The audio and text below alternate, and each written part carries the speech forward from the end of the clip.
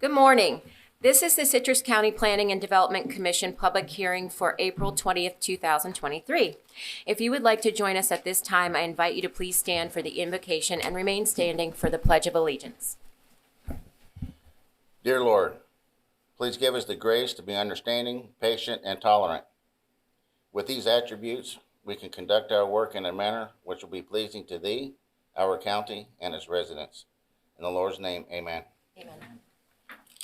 I pledge allegiance to the flag of the United States of America and to the republic for which it stands, one nation, under God, indivisible, with liberty and justice for all. For the courtesy of the applicants, the board, and those around you, if you have any devices, please silence them at this time. May we have the roll call? Yes, good morning.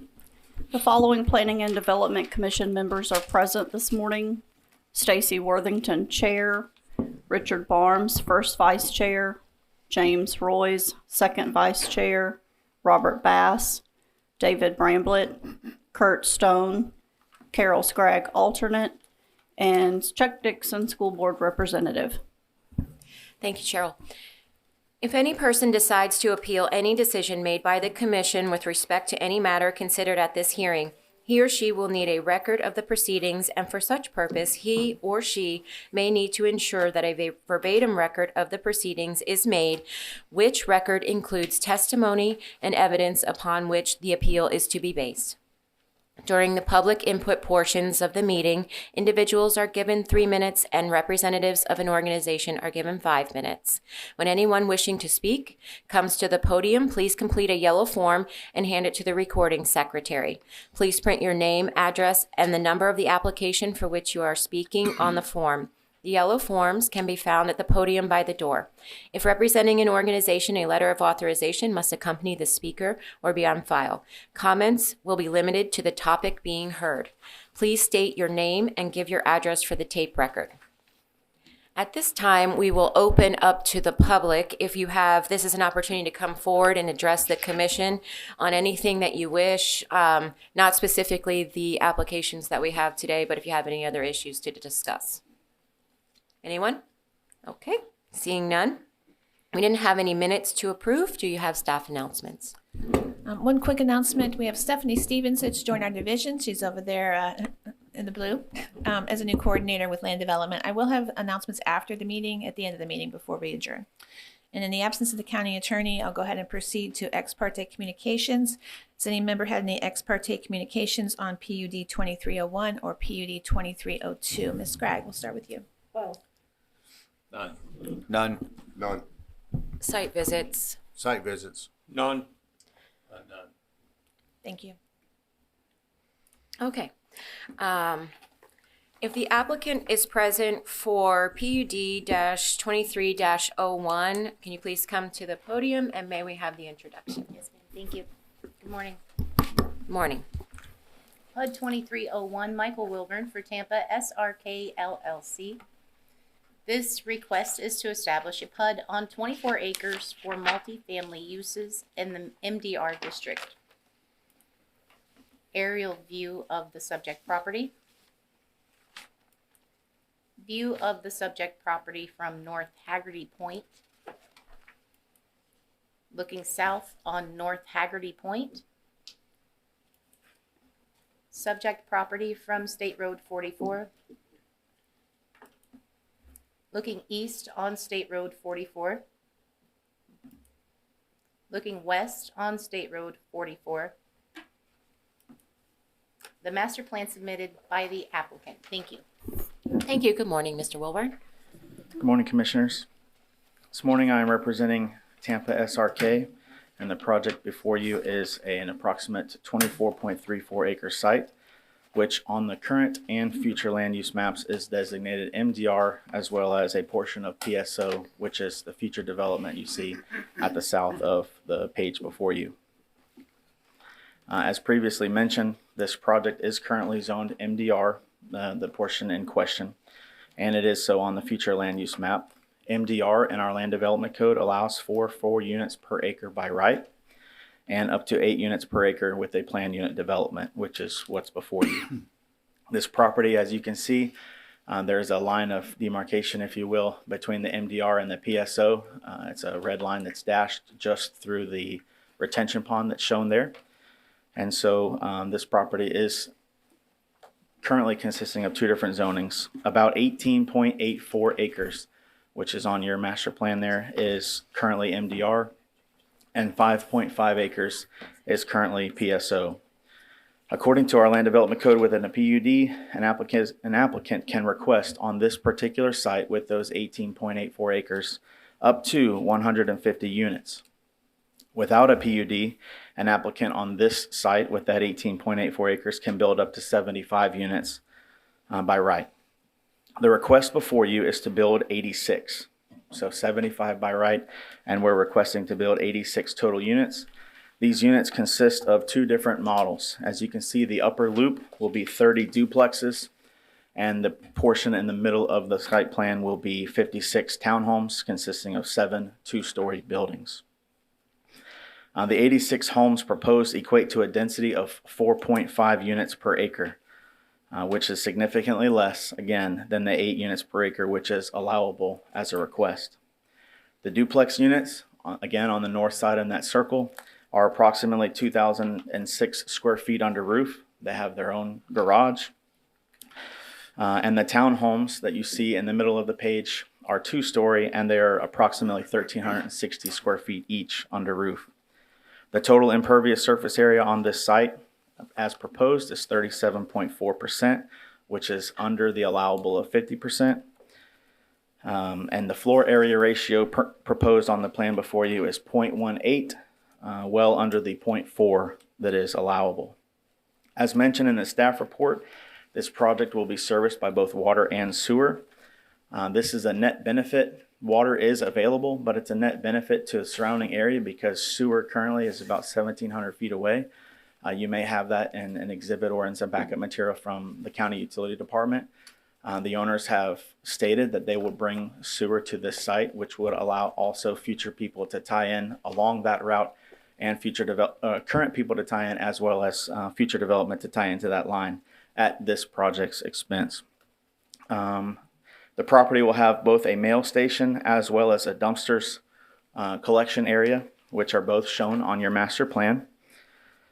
The buffers which were previously shown on the master plan are reduced around the townhome area to allow for additional parking. And you can see that on the east.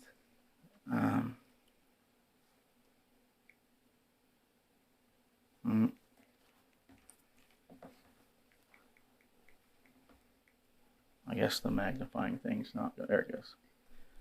Along the west side, as well as along the east side, and you'll see that there's 3 clusters of 10 spaces on this side, totaling 30 spaces, and 3 clusters of 10 on this side, totaling 30 spaces, so 60 spaces. Currently, we have well over the parking that is allowable, and so we did request a reduced buffer along the west and east side. However, if the board pleases, we would have no problem expanding this buffer to match very closely to this 40-foot that is exceeding the buffers which are required on both sides, and eliminate or relocate these 60 spaces, which you can see in the staff report as well as your site plan. Currently, we show 91 spaces beyond that which is required in the land development code.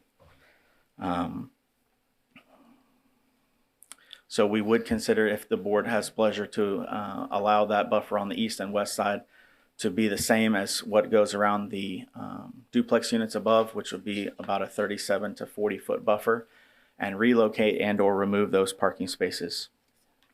We would request, and this is similar to in your staff report, we would request that the type D buffer as a suggested condition be removed, maybe to allow the plantings of a type D just without the implementation of a wall. We would much rather prefer to do some type of fencing and a type D buffer plantings rather than have to build a wall around the perimeter of the site. As mentioned in the staff report, the client is willing to work with the engineering division on the roadway access. Currently, this site shows access through Haggerty, which is an existing road right here. There's a church facility right here, and then these are vacant lots leading up to this entrance. As you'll see, There is a future entrance to this site through the PSO, and the owner has already suggested the ability and the possibility of working with FDOT, who has already stated we can have a turn lane out here and an access point. I was talking to staff, and they also mentioned in your staff report that the Citrus County Engineering Division also made mention of going ahead and taking access through the PSO, which, again, we could use Haggerty as a secondary exit or emergency exit in the future, and we would have no problem complying with that or implementing that in this phase. This request, again, is for up to 4.5 units per acre, which is 0.5 units per acre over the allowable by right, and is a minimal request. As you can see from the site, there's plenty of open green space. There are walking trails, there are sidewalks around many of the building areas. There's centralized green space also, all throughout this property. This property is intended to be upscale, which is why the density request before you is significantly lower than what normally could be allowed or normally could be asked for. The staff report on page 5 states that the proposed request for up to 4.5 units is similar in nature to many of the surrounding properties, and in some cases less than the density currently existing on adjacent properties. And the report also states that this proposed master plan appears to be compatible with the surrounding areas. I have reviewed the suggested conditions, and again would only request that should the board seek to have pleasure to approve this project, that you consider the rewording of item number 6, which talks about the D buffer with a wall. Again, we would probably have no problem if the board desires to have a type D plantings, maybe without the implementation of that wall. I would love to answer any questions that you guys may have. Thank you, Dr. Wilburn. Any questions from staff? Yeah, just a couple clarification, please. Talking about the north buffer, it sounds like you're willing to do the plantings of a D, but not a wall. Right now it's a 15C. Is that right? That's the one staff had concerns about that abutting some smaller residential lots on the north side.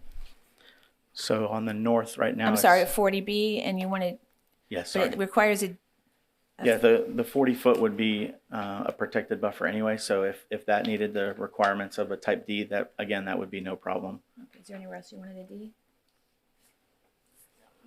You can speak up, it's okay.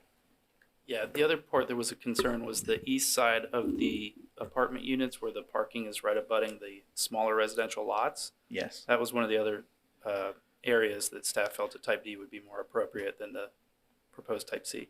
And again, that perfectly have no problem complying with that. Matter of fact, I have a site plan. I know you guys can't see it before me that eliminates those spaces on both of those sides and expands that buffer similar to how you see it around the duplexes. And we would have no problem doing that. Okay, so the buffer on the east and west side would be a type D without a wall? Is that what you're That's saying? what I'm asking for, Okay, yes, ma'am. all right. So if they- We'll get to Carol, you. Hang on. just a We'll- moment. We'll get to you. Let us hash out. You're good. I appreciate it. The other thing is access. So you're asking to now have the main access on 44, not on Haggerty, but Haggerty would be either secondary or emergency. Correct. Okay. And in the staff report, any trips generated between 0 and 499 would require that whole roadway to be improved, which is probably cost prohibitive, which is why the owners have suggested, why don't we go ahead and put that turn lane in? Why don't we go ahead and put the roadway in that would service the future development as also providing the main access for this parcel? So yes. Okay. And you mentioned it already in your presentation, but just to clarify, this is not a affordable housing development. That's Our correct. housing's got a lot of calls on this, but you set upscale. Correct. Thank you. Sorry to interrupt you, ma'am. You're ready now. Thank you, Joanna. Yes, now we'll have questions from the board, and Commissioner Scragg, I know you have one. Yeah, I wanted to go back to the, if you do more plantings, you're gonna remove the parking? Yes, ma'am. So How many there's spaces? 91 spaces above what is required right now. If we remove those 60 and or relocated them to perhaps this area right here on the south side of this roadway, we could pick up quite a few, but we're also already 21 spaces above that which is required if I take out the 60. Okay, We have way more spots shown right now than is required by over 91. And so if we reduce this and or relocate some, we still have ample parking to exceed that which is required by the Land Development Code. Or alternatively, you could reduce the width of the type D and still keep those spaces. That would, Thank you, Joanna. yeah. That was what I would gonna be say. perfectly fine keeping the spaces, but there, again, there's only like 17 feet there. So you have a 15 there, so it could be a 15 with the plantings of a That would type be D fine. buffer, but no wall. That Okay. would be fine too. Option for you. All right. Well, that was what I was going to ask is, why are you going above and beyond? Because to match the what you're doing in the back there, but if you So just. one of the sorry to cut you Go off. ahead. One of the intents of going above and beyond is this board and the county commission has recently in the past had some discussion about 1.4 spaces per unit is not really enough, and so the parking there is more representative of what we thought both this board and the BOCC would be comfortable with, a more realistic number for parking. Maybe I should have continued. I was talking about the buffer. So going above and beyond on the buffer, doing the 40-foot versus what they're requiring at the 25-foot, because you want to have a cohesive look with what you got going on by the. That's what I was proposing, Yeah. but again, we wouldn't have a problem, as Ms. Coutu stated, keeping it the width it is now if staff would be in favor of that being a type D planting. Are there any other questions from the board? Yeah. Commissioner Royce? The secondary entrance exit that you're going to put in just to the right of that pond, would that be right in, right out, or would that be a traffic light for east and west? It wouldn't on be a 44? signalized, it would be a right out, and it couldn't be a left turn because you would have a right turn lane accessing it, so it would be a right in, right out, yes, but no light, And is there a traffic signal at Haggerty? no. And the original traffic generation for this site would be about 92 cars peak hour. So it's well within the limits of our LDC for the access and for the transportation shown there, but it wouldn't warrant a light or anything like that. Dave? Yes. Can you clarify so the apartment buildings are in the front where we're talking about the parking currently, Yes. and there are 86 apartment homes. If I do 2 cars per apartment, that's 172 spaces. And then you're currently proposing 152, correct? That's correct. Okay, so I'd just say to the board that I would like to see they would keep those 152 spaces, however we want to deal with that, because this is going to be, in your words, a more of an upscale area. Everybody knows that it's a 2-car society now when you have families and working and jobs and kids. So I think that we should do what we can do and increase the buffer, however, without increasing the width of it and losing parking spaces. Commissioner Stone? I would agree with Mr. Bramlett to the point of keeping the parking spots, but substituting a wall for planting to provide the loss of ground cover. Commissioner Stone, do you have any questions for the I applicant? do. Do you intend for these to be purchased or are these rentals? Rental. These are all rental. All of them? Thank you. Any other questions? Yes, Commissioner please. Bass? You indicated that you'll be bringing sewer up to the site. I assume you're going to be going down North Haggerty Point to install the sewer? No, the sewer would come from the west and it would terminate at the eastern property line. I have one more question. So where would it terminate? Existing from this direction, Yep. and it would stop right here. And then you would run through your development to. That's correct, because Gotcha. both would need to hook up. Okay. Curiosity, is it gravity or going to be? I believe it is a force main. Okay. I have a I concern. know it's a force main. Pardon me? It's a force main. Thank you. I have a concern with doing this right turn, right in, right out situation adjacent to North Haggerty. I understand where the applicant is coming from, but now we have 2 driveways, because North Haggerty doesn't look like a huge road by any means, that are going to be side by side. I would prefer personally if the access was off North Haggerty into the development, so we don't have 2 driveways sitting side by side. Is that? So I see your position. However, when the future development of that PSO triggers, DOT will require that turn lane into that property. And so it's inevitably gonna happen, which is why the client has stated, if the board pleasures, we can go ahead and do that now. But that future development, that commercial development will trigger that turn lane. And DOT has already provided an approval for that in that location. Is there any plans at this point for that development, or is that still down the road some point in time? I don't have any plans for that at this time. Okay. Thank you.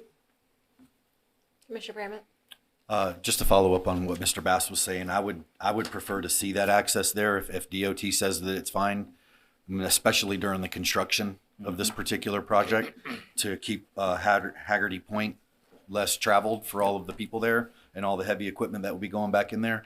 And then I just had one other question that I meant to ask. You on your site plan, it doesn't show it, but on the plat map, there's those 3 little vacant parcels just to the west right there of the site. They're just little narrow strips. Do you know the ownership of those particular properties? They almost appear to be landlocked, but it looks like there's a little easement coming around the corner over there. I was just wondering if you have any information. There is an easement, but I do not know who. I'm sure I clicked on it before, but I don't remember the ownership. All right, no problem. I'll ask staff. I just wanted to see if you had any information. Commissioner Royce? You mentioned that 2,000 square foot. Could you clarify that? Is that per building back there, or is that per residence within? Great question. It's 2,000 square foot under roof per side. So it would be 4,000 total. Each building? Yes. Okay. Each unit is 2,006 square feet. Each duplex? Yes, each side. Any other questions from the board? Okay. Thank you, Dr. Wilburn. Now we'll have the staff presentation. Good morning, Joe.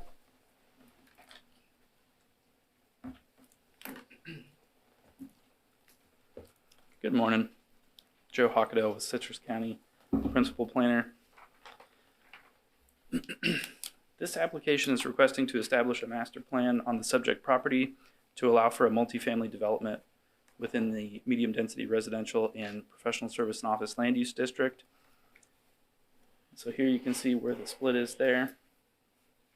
The applicant is requesting 30 duplex units and 56 apartment units. There is a typo on the master plan, especially in the parking area. They say 86 apartment homes. It's actually 56. If you add both of the duplex and the apartment, it comes to 86. So they're requesting 30 duplex units, 56 apartment for 86 total for the whole project. And that does come to 4.5 dwelling units per acre. And so the medium density residential district does allow for multifamily with a planned unit development.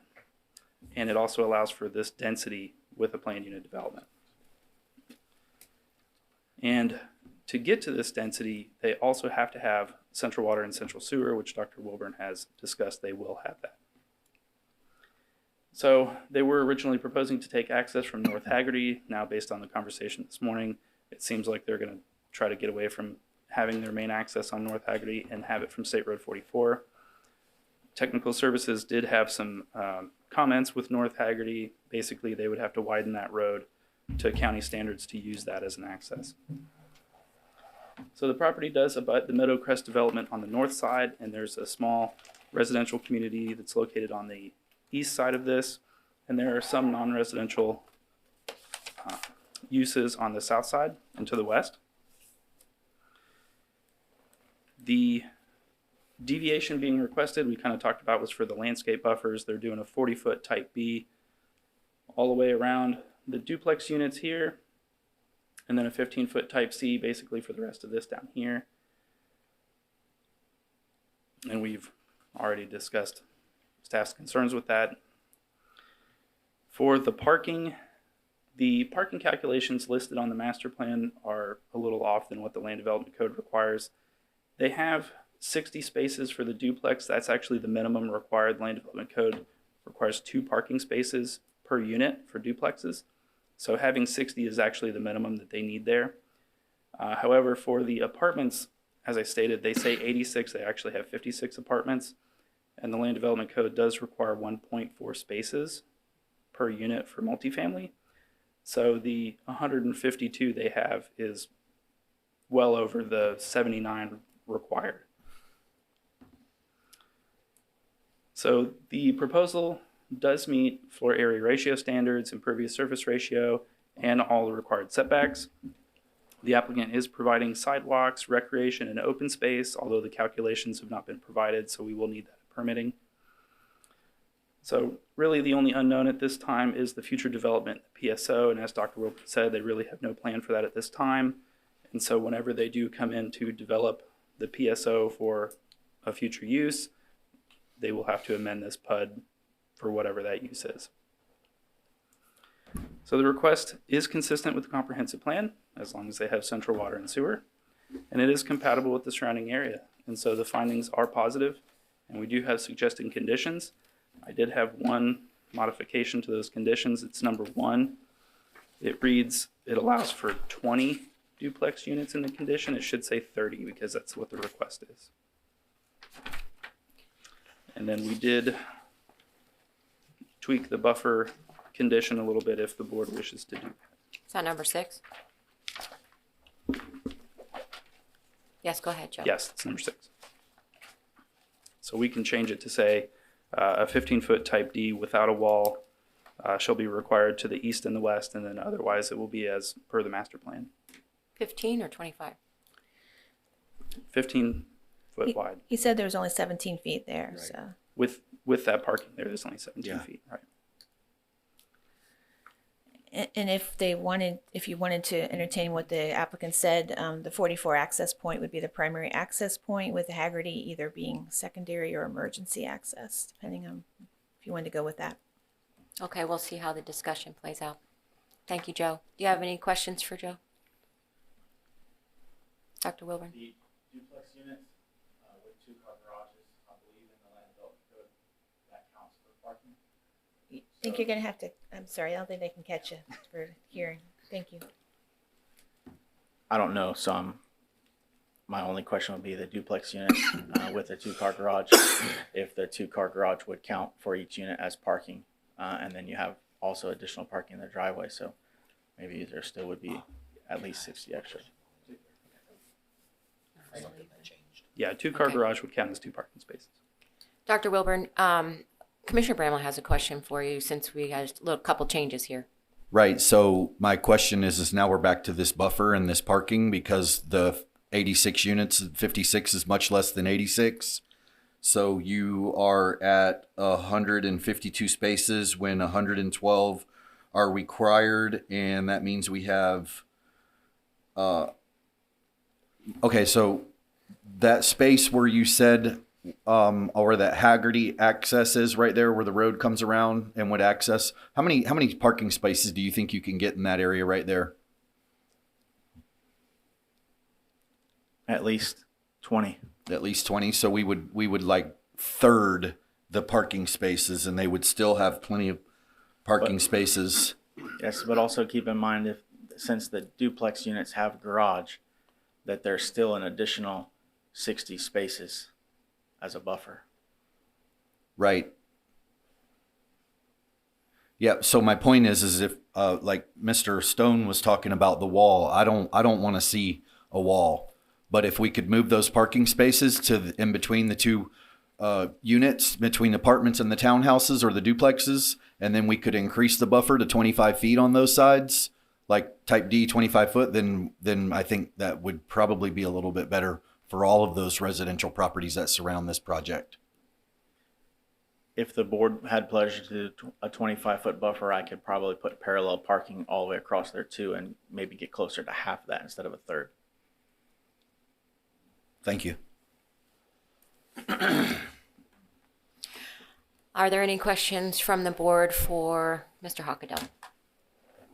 Commissioner Royce? Is there any traffic control at Haggerty and 44? Meaning a stoplight or stop signs or? Currently, Yes. there is a stop sign there, but there's no stoplight. So if they put in that other entrance exit, that'd be right out, right in only. And Haggerty would be the only way for somebody to go west on 44.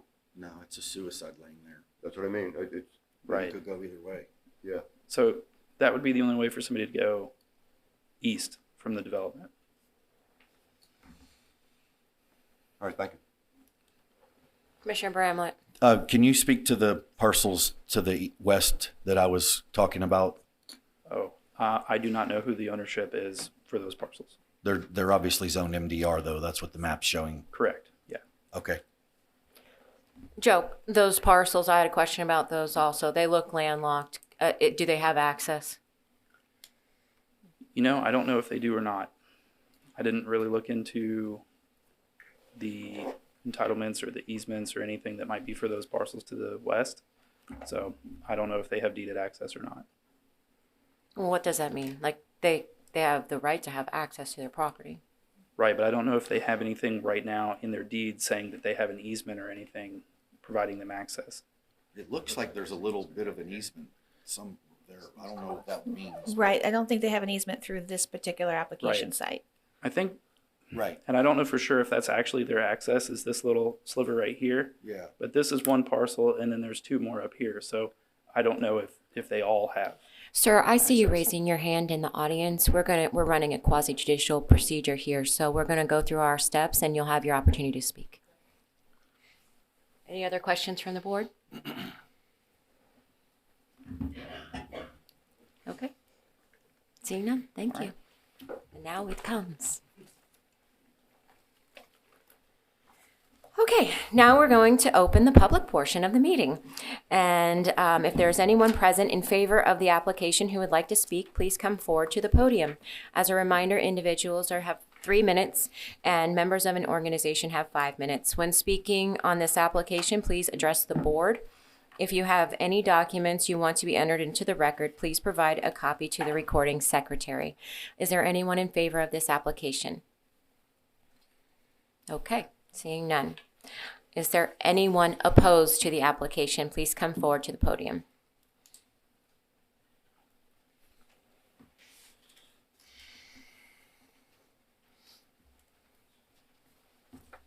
I can't say that, I'm Howard O'Connell, Meadowcrest is the most affected by this. And from the information we saw. Sir, can you give your address for the record? Okay, it's on there, but Dunaray Loop, Crystal River, Florida. Thank you. I'm the president of the Hillcrest Village within Meadowcrest. This is going to wrap around the existing Hillcrest Village. We look for more because I think everybody here knows that we had an application to put 180 units right in the middle of Meadowcrest last year. And our thanks again for this commission to recommend that it didn't happen. This, I was fortunate enough to be able to spend quite a bit of time with the owner. We couldn't get any other information. Love to see what these things are going to look like. That's a work in progress. And I really want to believe Dr. Patel that owns this, and because he's got great ideas. The high-end thing that you'll notice there's no amenities in there or anything. He's targeting actually a lot of Tampa people coming up because of what happens with the Suncoast. So we gathered a lot of information to get back to our constituents in the village, and we had a town hall meeting, and coming away from it, everything seems to be in line with what's allowed. We appreciate the fact that they've put the apartments down where they'd be abutting more of the commercial part, the front end of Meadowcrest where the doctor's offices are and stuff like that. The feedback from our residents, and it's just a request at this point. Let's say I'm really opposed to this because there's nothing there that's suggesting rezoning or anything. But the big question about those landlocked, one of the owners is here, so he can tell you about that too. But 5 people received registered letters that even with this 37 to 40 foot buffer, their property is close and they're trying to give them a signal. So those 5 people were quite vocal in our town hall. And the request is that in those areas, particularly where they've already been identified, the 5 units, and anything more than that, in that 37 to 40-foot buffer, that they'd put in a berm and some arborvitae or something similar to that, along with, you know, some of the other public opinions about what fences look like, so on and so forth. But every one of those residents has been looking at woods for 40 years, and they bought there for that reason. You know, there were other homes available. Your time's, yeah, you want to wrap up and conclude your comments because you've had 3 minutes. I'm representing an organization, right? Oh, okay. Do you have a letter? No. Okay, the 3 minutes. Okay, that's the request. Okay. In those areas, berms, arborvitae, something that kind of simulates the woods that they used to look at. Very good. Thank you. Please come to the podium.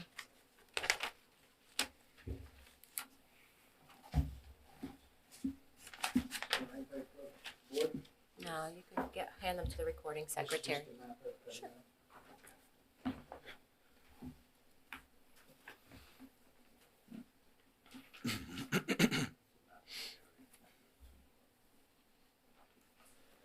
Hi, my name is Paul Hellier. I live at 1455 Chapel Cross Loop. At this time, I am the owner of one of those plots of land to the west of the development. The other gentleman who owns the other plot closer to the development lives in Tampa. I've been in contact with him about this property. Him and his mom owned it for a number of years. His mom has passed away since, so he hasn't let me know which way or how he feels about this. I don't even know if he knows about this going on just yet.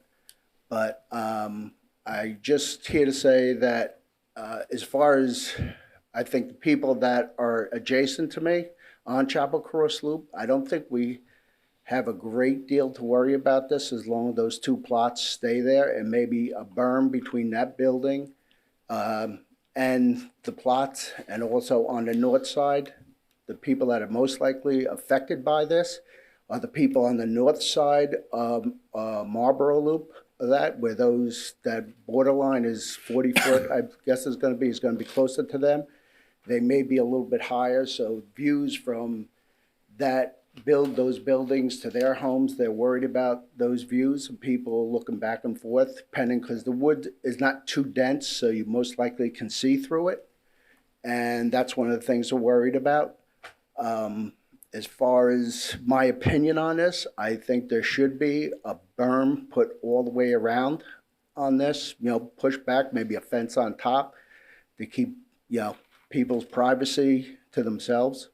I'm not against this personally, and people against it are not against this build.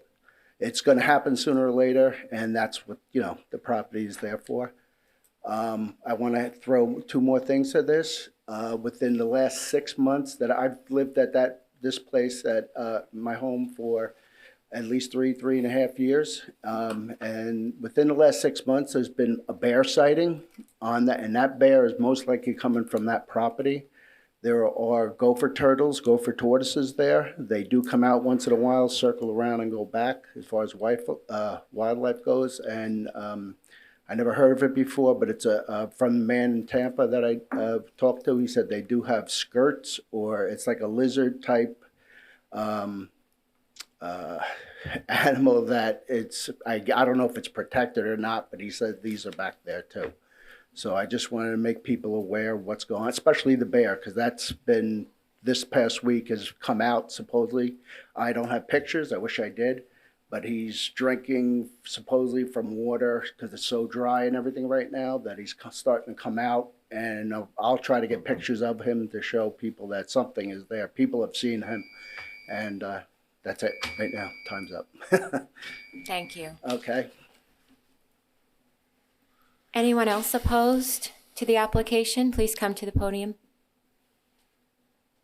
Okay, seeing none, we'll close the public portion of the meeting. And Dr. Wilburn, do you have any comments? Okay. Thank you. Well, actually, now we will close the public portion of the meeting and bring the discussion back to the board. Who would like to start? I'll start. I'm in favor of the project. I appreciate Dr. Wilburn and the owner of the property not trying to maximize and go in here and we've seen some projects that have been just a little bit too large for the area that they were proposed in. I think that we should sort of kick around the 25-foot type D on that front apartment area with the parking. And I am in favor of the access off of through the PSO area. And I think that should be constructed. All the construction activity should go through that area.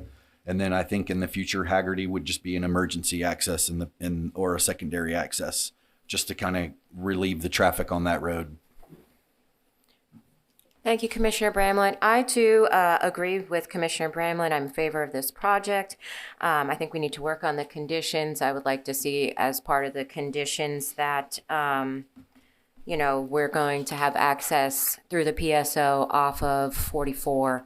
I want to add that in. And, I never got an answer on the access of those 3 properties there. So I'm going to assume they were purchased as a buffer or something, or not. I don't know. So in favor of the project, something that would be very beneficial to the county. And I would also like to add on condition 9, where it says North Haggerty Point will need to be widened. I would like to put, maybe if we can, I don't know, by developer or whatever, because I know that we have issues now in some areas of our county where there's disputes between developers and the county over who's responsible for roads. Anyone else? Commissioner Bass. I think the project has merit. I have concerns with the right turn in and right turn out. And if we're going to turn that entrance on North Haggerty as a emergency access, if we end up gating that, we're now making people do crazy loops who want to exit the parcel and travel easterly by having a right turn in, right turn out, whereas I think the North Haggerty Point access should remain in addition to the right turn in and right turn out, and that should not be an emergency access up there. And the developer should end up having to widen that road as necessary. And I agree with you, adding the note into item number 9, indicating it would be done by the developers is a great idea.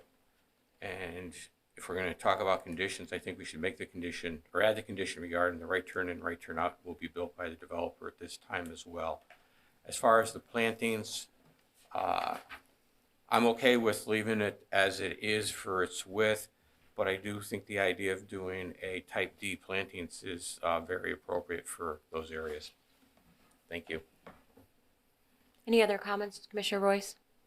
I'm still concerned about the Haggerty thing, because I don't know, I've never seen a traffic signage that says emergency exit entrance only. I don't know how you determine that, or tell people, the residents, this is only for emergencies. They're gonna use Haggerty, despite, if they wanna go to a left turn, they're gonna use Haggerty. But I'm still in favor of the project, just might have concerns about the traffic. Commissioner Royce, I think what it is it's an exit only, so people wouldn't be entering at that location. And then So- emergency access for emergency vehicles. There would be signage at, It wouldn't necessarily Haggerty? need to be signage per se, but I mean, the residents there would know it would be an exit only. people are gonna do what's most convenient.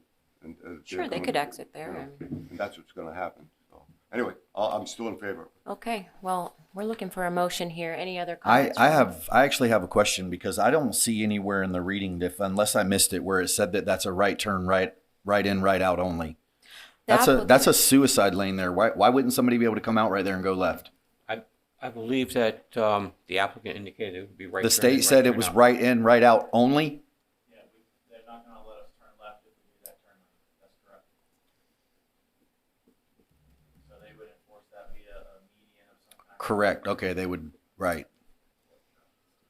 So I think this is where the Haggerty Place access Yeah, right. is very, very important, that if you're gonna do the right turn and right turn out, it really makes a big difference in how the traffic is gonna flow in and out of Right, this so everybody development. going east would go Haggerty and then just go out at the Absolutely. stop sign right there, and then everybody Yep. going west would do the, Would do the right out. or either or. They would at least have the option. Right, so this is where the road has to be widened based on the trip generation.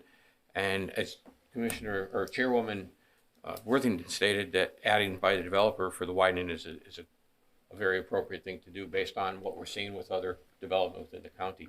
Okay, that makes much more sense then.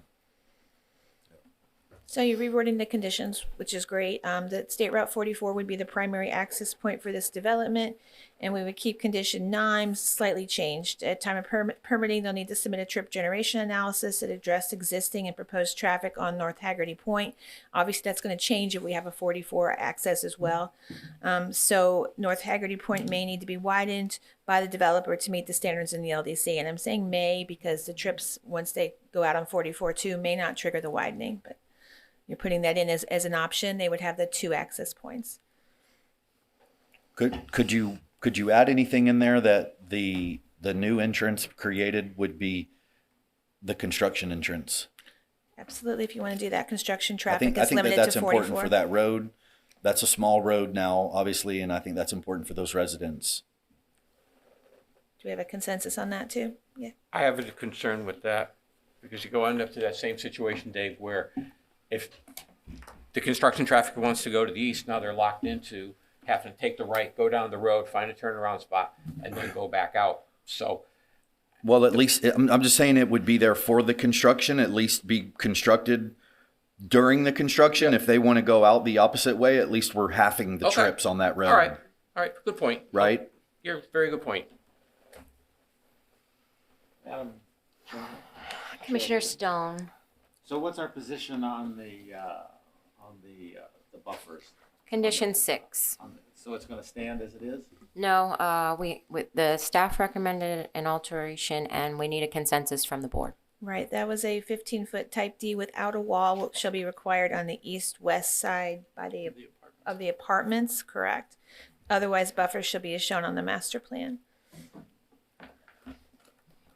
Yeah, and that's where I mentioned they could take those 60 spots that are on the outside edges all the way around, increase the buffer to 25 feet, which is what was required, correct? Wouldn't be a deviation, and he could add the parking spots to the north side of the project on that green oval area. I understand, but did he say he was going to eliminate 60 spots to make it that and have only 20 replaced? He said then he could also put some parallel spots in there to get some as well. And they're still going to be well over what's required, even if we said required is 2 per unit,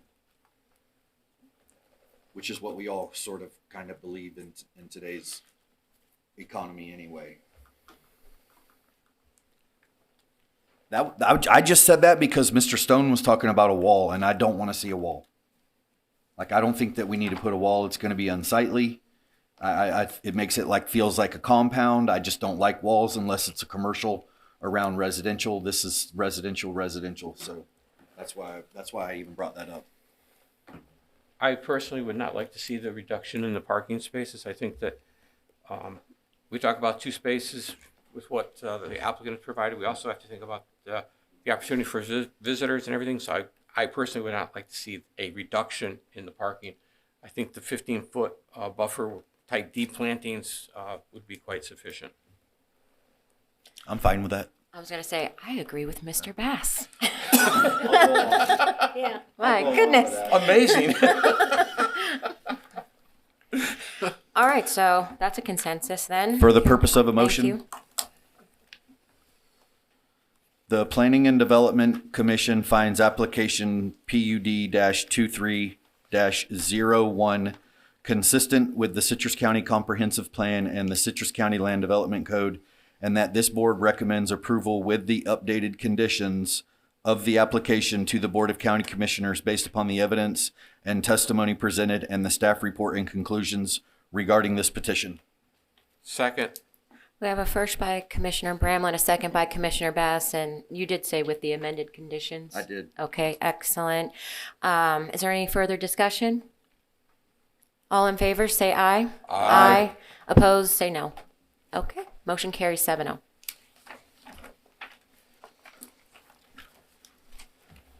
Okay, may we have the applicant for PUD-23-02 and the introduction, please?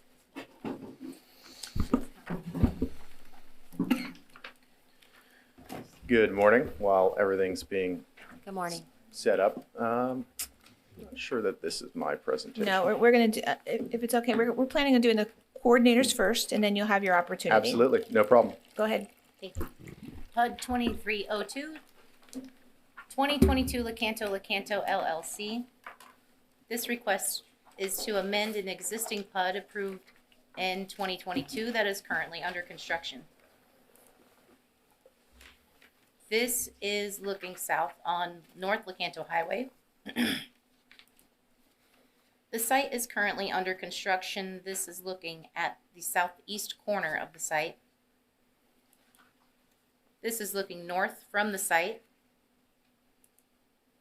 This is looking east from West Novel Bryant Highway. This is looking west on West Novel Bryant Highway. This is looking at the site from North Lecanto Highway. Aerial view of the subject property highlighted in black. This is the approved PUD for non-residential uses. This, the applicant's master plan for this application. This is the conceptual plan as submitted by the applicant for Lot 9. Thank you. Thank you. Okay, sir. And Liz, you have his PowerPoint to pull up. Thank you. Good morning again, McGregor Love, 215 North Eola Drive, Orlando, Florida, here on behalf of the applicant. I think it's been probably a year or maybe a little bit more since I was last before you with this PUD, and we are here today for a request to amend the PUD. And I'll say at the outset that it was the applicant's belief when we were here before that what we're requesting now, which is, as you'll see, a self-storage facility, that they believed that that was going to be not require this process. They were mistaken. Just a misunderstanding of what the land development code required. But I just want to underscore that this was always the intent, was to have this particular parcel in this location. You can see it's kind of the one parcel that's actually set into the development. It had always been intended to be self-storage. So this is the subject property. As staff mentioned, it's located at the north, it's actually the northeast corner. The northwest corner of Norvell Bryant Highway and Lecanto Highway. It's about just under 30 acres. The future land use and zoning, general commercial and medium density residential. That little strip there at the top is the medium density I'm sorry, just a residential moment. portion. Sure.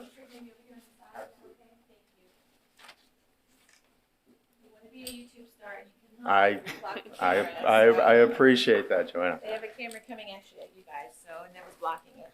Hopefully that's okay. She'll come out and tell me if it's not. Sorry about that. You're perfectly fine. So this is PUD 2201 from last year. That's the approved PD master plan, and this is what we have today. You can see that the parcel that's subject to this is in turquoise. And this is the master plan sort of overlaid on the aerial. So it was approved by the Board of County Commissioners in June of last year, allows 10 retail commercial lots, 135,000 square foot anchor retail building, which is Target, and a maximum impervious surface ratio of 80%. Permits have been issued for Lot 10, permit applications for lots 1, 3, 4, 5, 7, and 8. And the request is a self-storage building on Lot 9.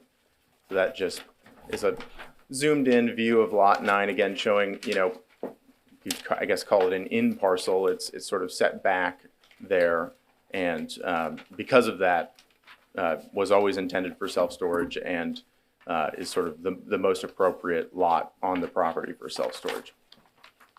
And this is our site plan sort of overlaid on the actual parcel itself.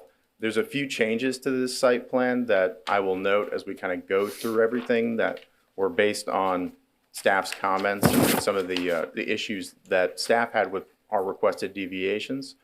We weren't able to update the PowerPoint because of the submittal deadline, but I'll point out exactly, where we are changing this site plan to address some of staff's comments. So the site plan is for a 3-story climate-controlled self-storage building, 83,604 square feet. The footprint is 27,868 square feet. 25 parking spaces, 5 are actually for the self-storage, and then 20 are for the restaurant on lots 7 and 8. This is another change that was made based on staff's comments. The elevation. Code does not allow there to be sort of pre-finished metal facades. So the applicant has agreed to do a surface that is sort of not a stucco surface, but it's a non-metal surface. So that has been changed on the elevations. We have those elevations here.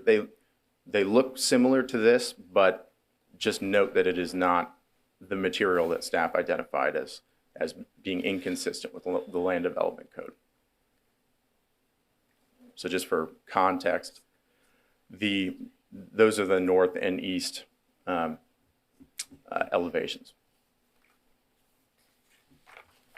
So the enhanced landscape buffer along the north and west boundaries will ensure compatibility with the future single-family residential. So the current PUD requires 5-foot setback and no landscape buffer on the north and 15-foot type D landscape buffer on the west. We've agreed to do 15-foot type D landscape buffers with a fence on both of those. So sort of enhancing it to buffer from the future residential. And staff notes in the staff report that at the time the PUD was approved, there was not any contemplated residential to the north. Now there is, which is why staff requested this, and we're happy to accommodate that.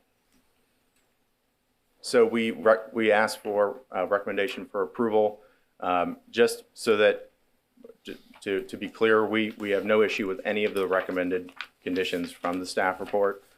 So we're in agreement with all of those. I'm here to answer any questions. We have members of our team as well if you have any technical questions. Thank you very much. First, are there any questions from staff? I just have a question about it's a 3-story building and there's only 5 parking spaces.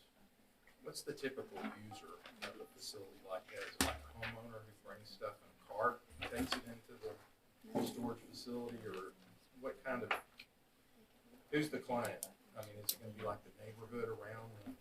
Yeah, and I think that's part of the intent, is that folks don't spend a ton of time there, but they come in and they park, and then there's loading areas, and that's actually another point that I wanted to note on the site plan that I did not get to. So thank you for reminding me of that.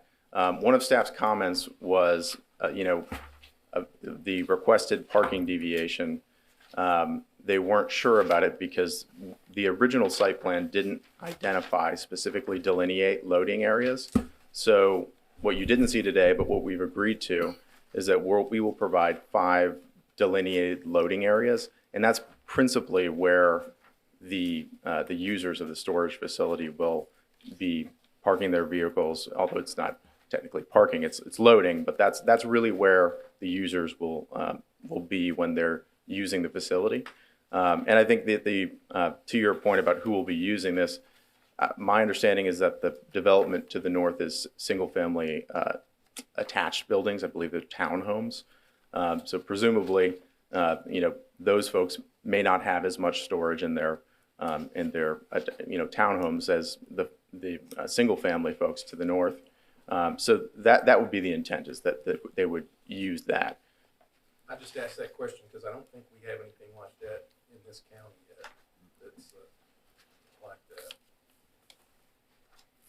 Yeah. Mr. Dixon, let's go ahead and see if staff has any questions for the applicant. You addressed most of our questions. Thank you. And you're fine with the conditions as proposed in the staff report. Mr. Dixon's point is correct. You're the first multi-story storage that's come into county. You're going to get more, I'm sure, but this is the first request for that. The grading in this site has changed quite a bit. Is this going to be visible from 491? It's going to be tucked behind Texas Roadhouse, or from the other side from the residential too much with the buffer that you're putting in? I can't tell because the grading's changed so much. It was a high hill, now it's not. So I may have one of our team members address Okay. that point, because I know that we've discussed the grade and how that kind of relates to visually buffering it. Right. If I could have someone come up either now or later to answer it, if it's it's up Now to you. is good. Yeah. okay.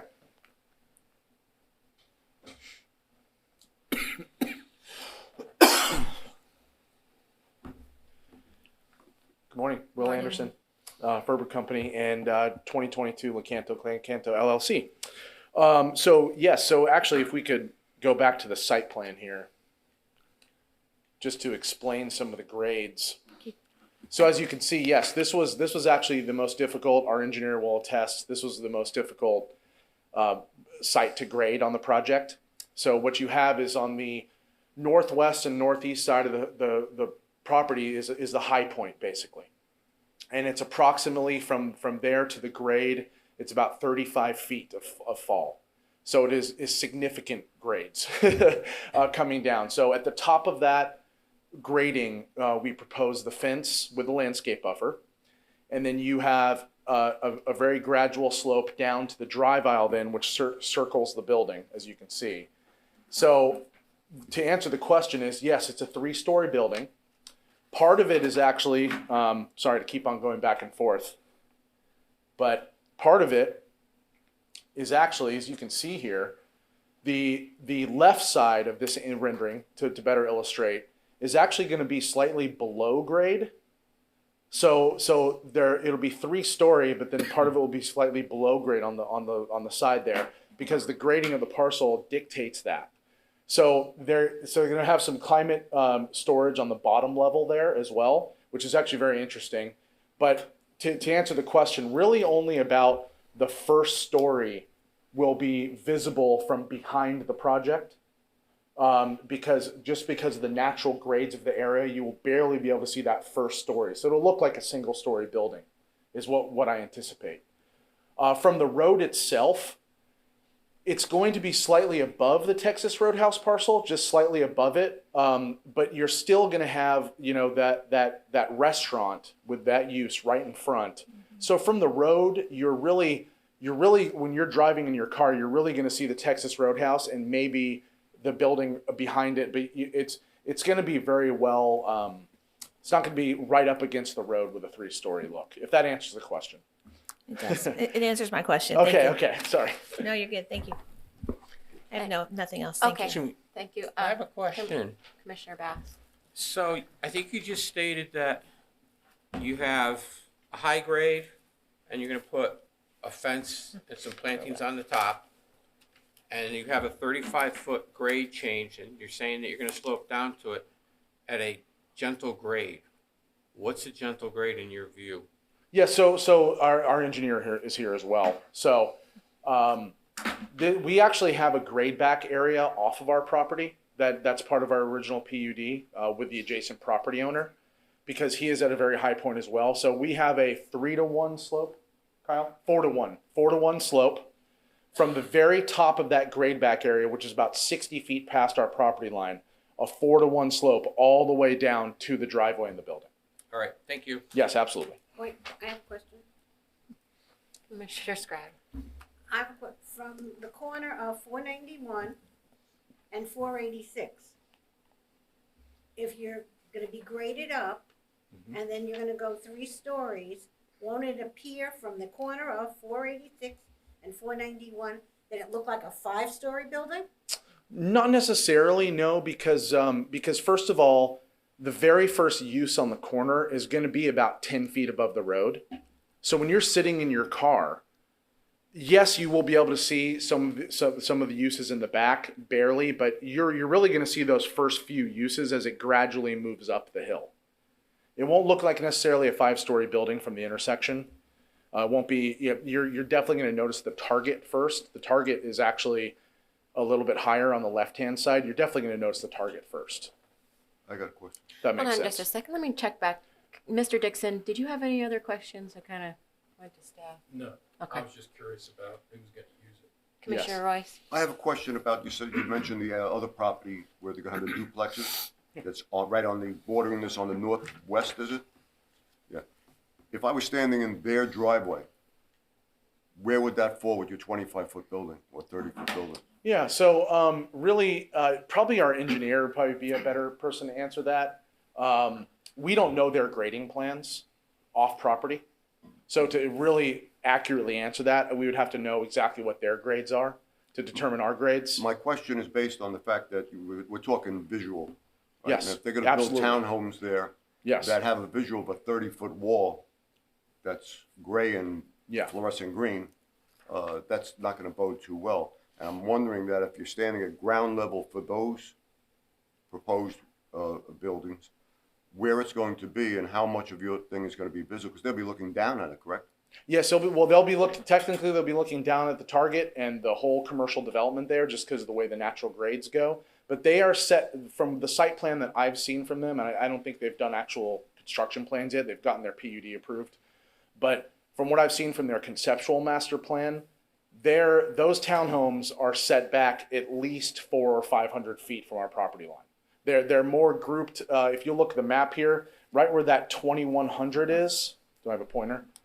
Oh, there we go. Sorry, right where that 2100 is. That's kind of the center of their their courtyard development for the townhomes. From what I've seen, I can't say that that's their final design. They may decide at the end of the day to put their townhomes right up against our property line, so we can't really comment on that.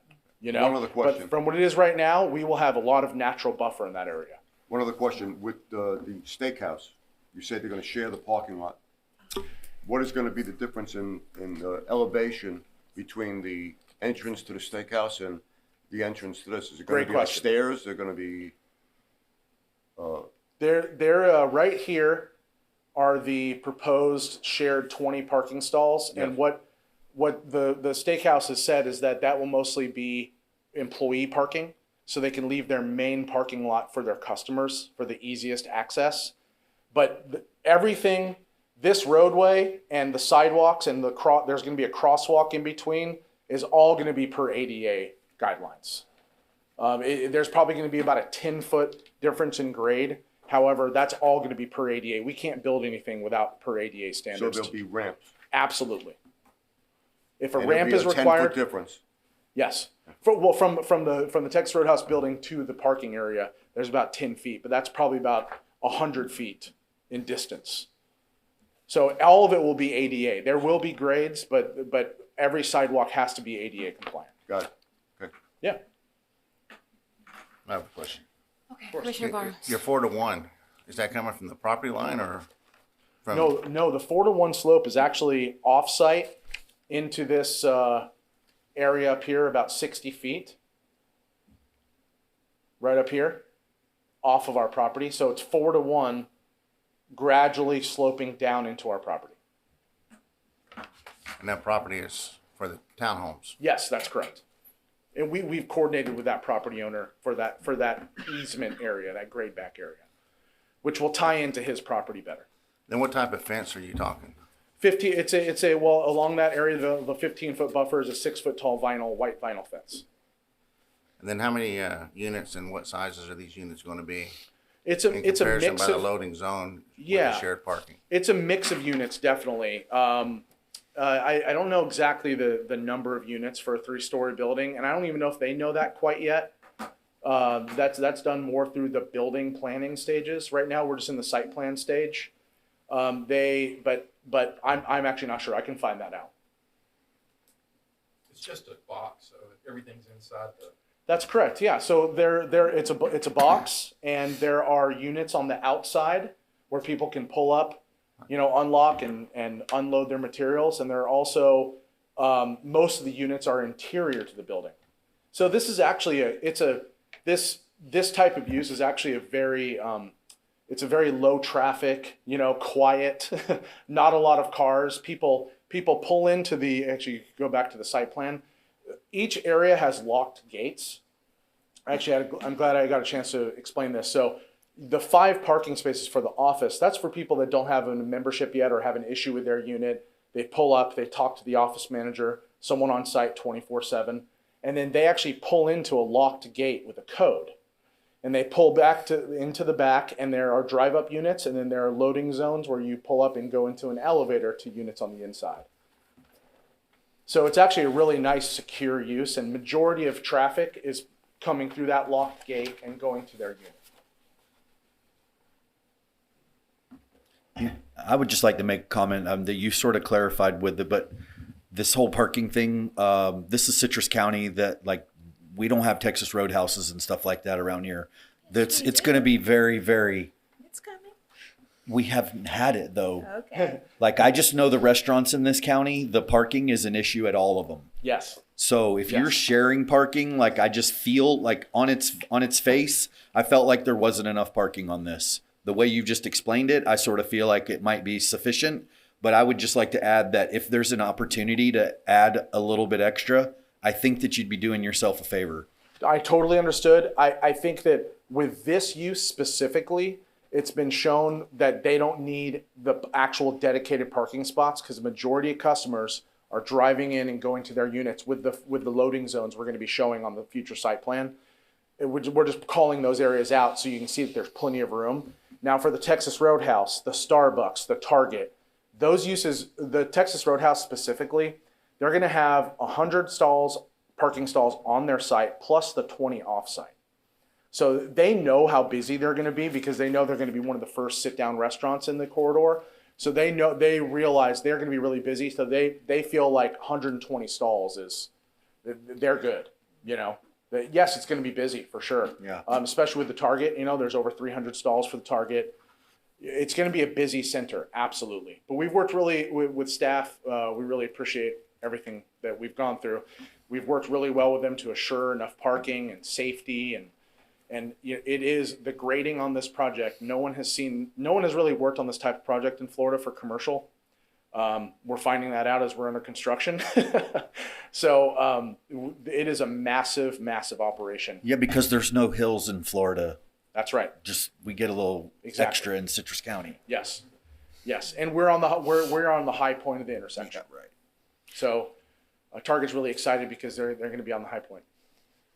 Can I just clarify something? We keep talking about 25 spaces, but one of the conditions, which you said you were going to support all of the conditions, says that you would meet the parking and loading zone standards in the LDC. So staff is saying that would be 52 spaces. So there was a little bit of a miscommunication, which we're going to clear up before the BOCC hearing. And that is that if we show an office on the site plan, which there is an office for this use, which wasn't delineated, it was a mistake, but an office will be delineated, and per that office square footage, the parking calculation is per the office square footage, not the overall building square footage. The building square footage from any warehouse, you have to have appropriate loading zones. So with 5 parking stalls for the office, which exceeds the code minimum, plus the 5 loading zones, we meet or exceed parking code.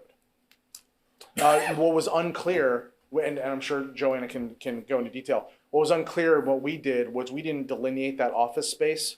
So by not delineating an office space, the parking calculation was for the 82,000 square feet then, because it put it into a different category in the land use code.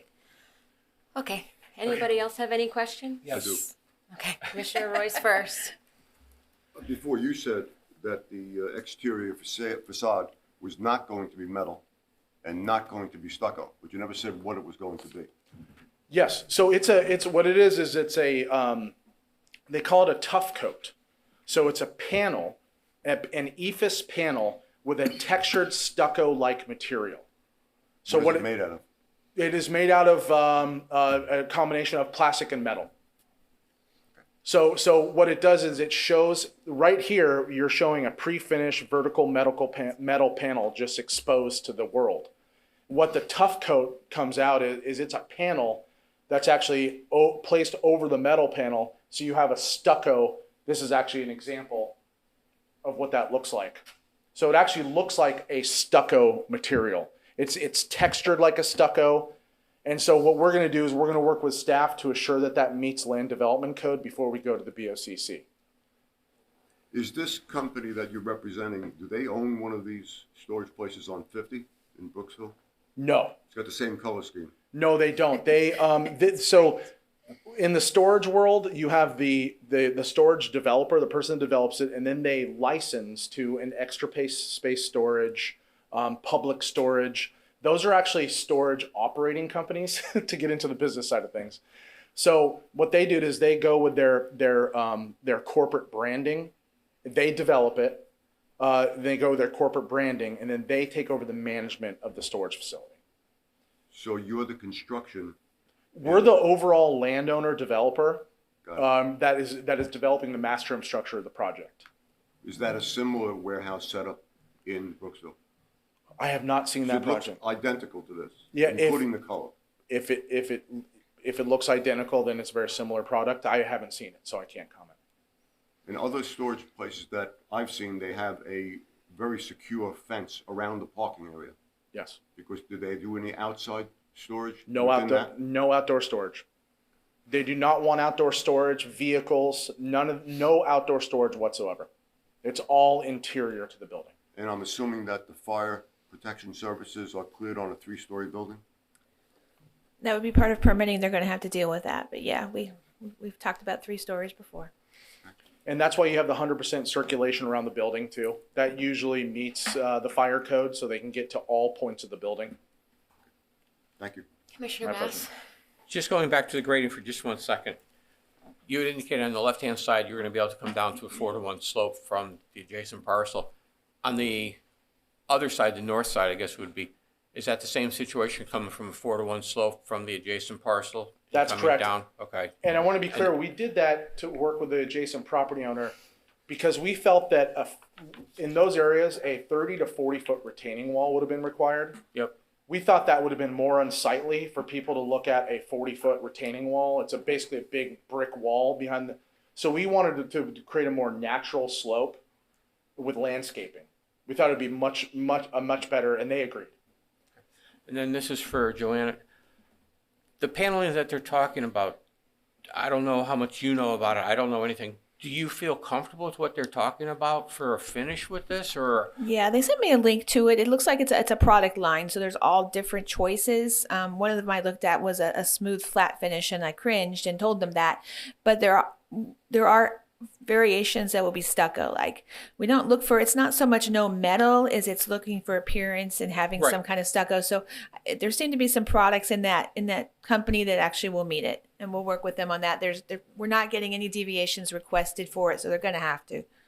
All right, thank you. Any other questions for the applicant?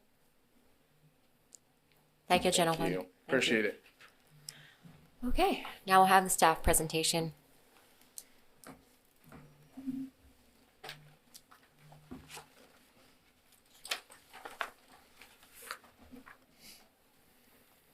Morning, Commissioners. Good morning. Okay.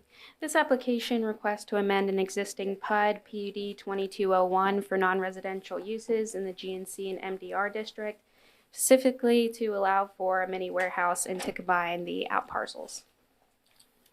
This is the approved PUD for PUD 2201, which approved 10 out parcels, internal private drives, and a shared DRA system. Since the BCC approval in June of 2022, there have been a lot of activity on this site. Permits were issued for Lot 10, which is the anchor store, and applications have been received for lots 1, 3, 4, 5, 7, and 8. The 29.7 acre site has not been formally recognized yet, but Land Development Division has received a plat application that is under review that will formally create those lots. The applicant is aware that the proposed parcel sizes may restrict some potential uses. There were protected species found on this site last year through the biological study, including an active bald eagle's nest. As part of the infrastructure permit to allow for site preparation, the applicant submitted a copy of the U.S. Fish and Wildlife Service nest take permit to move the nest and the tree. They also submitted a tree plan which provided the number of trees to be removed, including the size and the species type. Mitigation fees were assessed and paid for, and site preparation is ongoing. There were many deviations requested for the current master plan, including parking and loading zone deviations, buffer deviations, and ISR deviations, all of which were supported by staff at that time with conditions. To briefly go over, for the anchor store, there are reduced parking for the anchor store, as well as the side and rear parking, reduced loading zones, and parking lot landscaping, as well as a buffer deviation between the anchor store and the DRA. And also there was a reduced buffer deviation along the residential to the north where the MDR is located. There is also an ISR deviation of 80% development-wide. There are also sign deviations requested, which exceeded the allowable number of freestanding signs, which that deviation was approved, and reducing the setbacks from the right-of-way was not approved, and having signage in the buffers may be allowed with rendering or cross-section approved by staff at time of permitting. And these depictions were approved as part of PUD 2201. And this is the proposed conceptual plan for the mini warehouse on Lot 9. Mini warehouses are allowed by CU or PUD in the GNC district. The proposed 3-story building is 84,000 square feet. The applicant proposes a 68% ISR, which is within that 80% limit and will be calculated into the overall development.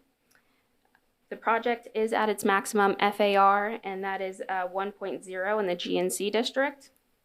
The master plan proposes 25 parking spaces, 5 for the mini warehouse and 20 for the proposed restaurant on lots 7 and 8. And I know specifically Commissioner Dixon brought up the parking standards, so I'd like to address that. The LDC does not have parking standards for multi-level mini warehouse.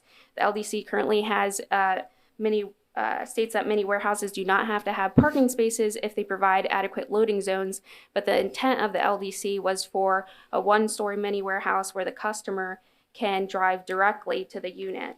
And so we assess the parking ratio at the standard storage ratio in the LDC, which would require 52 spaces. Since Citrus County has not encountered a multi-level mini warehouse use before, staff understands that the 52 parking spaces may not be what's accurately needed for this use. The LDC has language specifically in Chapter 7 that states that in cases like these, a parking study is required to justify the proposed parking requirement. They will also need to provide a parking agreement with the proposed restaurant demonstrating that each use has enough parking. The LDC requires 5 loading zones for the proposed building size. And so I believe they clarified that they would be providing the loading zones per the land development code, which is at least 5 spaces. The concept plan also didn't show the office space, but they did clarify they would be office, and if so, they would be required to have a parking space per 300 square feet of office. And here's the site plan that showed the office and the loading zones. And they did already address the facade. We did specifically put in the conditions that they would have to meet facade per the land development code. So we will work with them at time of permitting. And as required by the approved PUD, condition 4, the applicant must provide a 15-foot type D buffer along residential lots and uses. So there's already a condition in there that addresses the residential townhouses. So instead of the 5-foot type A on the master plan, they would be required to have the 15-foot type D. But even with that buffer, staff still has concerns with the compatibility of the 3-story self-storage unit building in this location. Also, the county has been working over the last few years to establish overlay districts and plans for the interchange management areas due to the Suncoast Parkway extension. These areas may be the first location that tourists may see, and FDOT is working on an off-ramp location on Novo Bryant, which will be west of this property. Staff has supported the vast majority of the deviations requested in the original PUD, but the proposed mini warehouse may not be compatible with the overall appearance of the area when considering the recent development and proximity to the future Parkway corridor. So we would ask the commission to consider those items. Lastly, staff has no concerns with the request to combine lots 7 and 8. It doesn't interfere with access, and we see no problems with that request. We did have concerns about some of the signage, but the applicant has stated that they are okay with the signs. We did draft condition number 4 to say that they would only have one tenant sign for the proposed restaurant, and they may keep the other sign. So unless the board would seek otherwise, condition 4 will allow for one tenant sign and one anchor store sign on lots 7 and 8. And then we would ask to Miranda. Yes. I'm sorry to interrupt you, but are we looking at something different? Condition 5. Okay. Okay, I'm sorry. Condition 5, sorry. And then let me make sure this is the right condition here. There was one other condition that said lot 7, which should be lot 9. Let me get a condition. Looks like number 8. I believe 6 and 8 should be changed to lot 9 instead of 7. Right. Yeah, so for lot 6, the addition at the very end should say lot 9, which is for the mini warehouse, as well as lot 8 should say lot 9 instead of lot 7.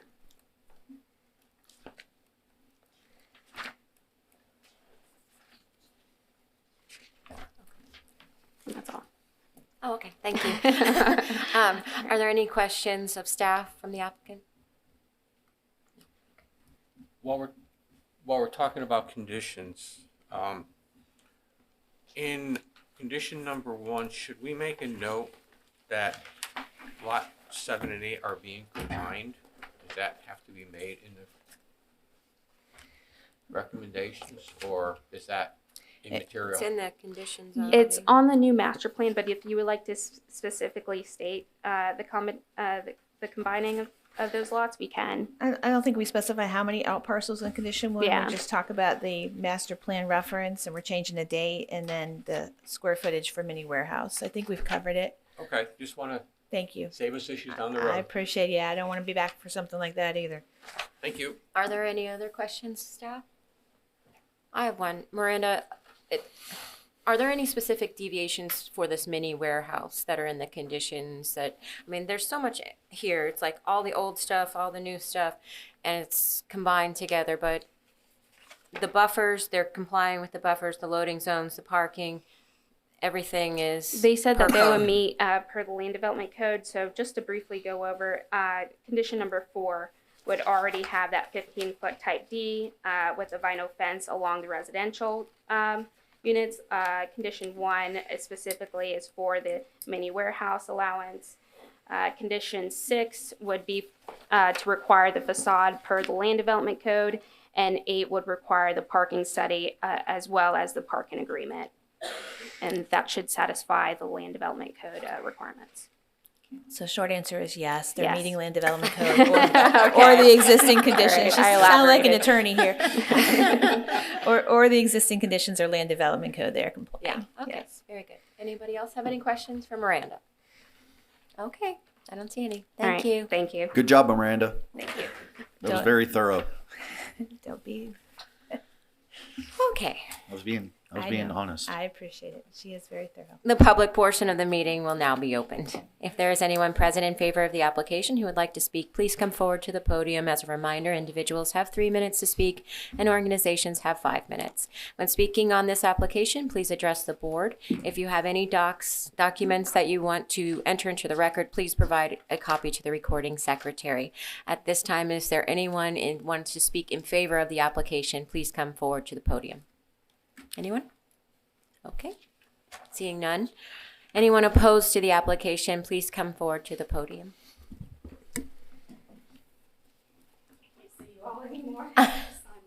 Right.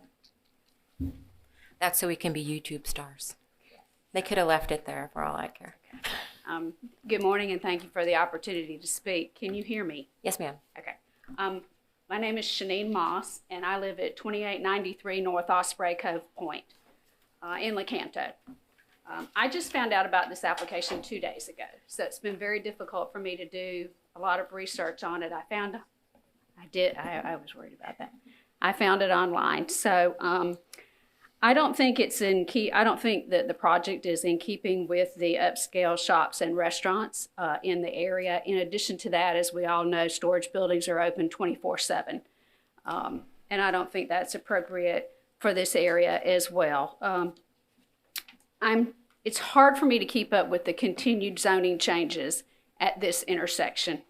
And it's very frustrating when you think everything's set in place and there's a plan there, and then all of a sudden more changes keep coming up and more requests to change what is already in our code.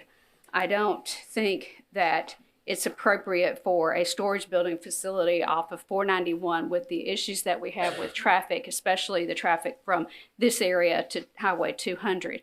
I know storage buildings and we have a boat, so I'm very familiar with enclosed storage.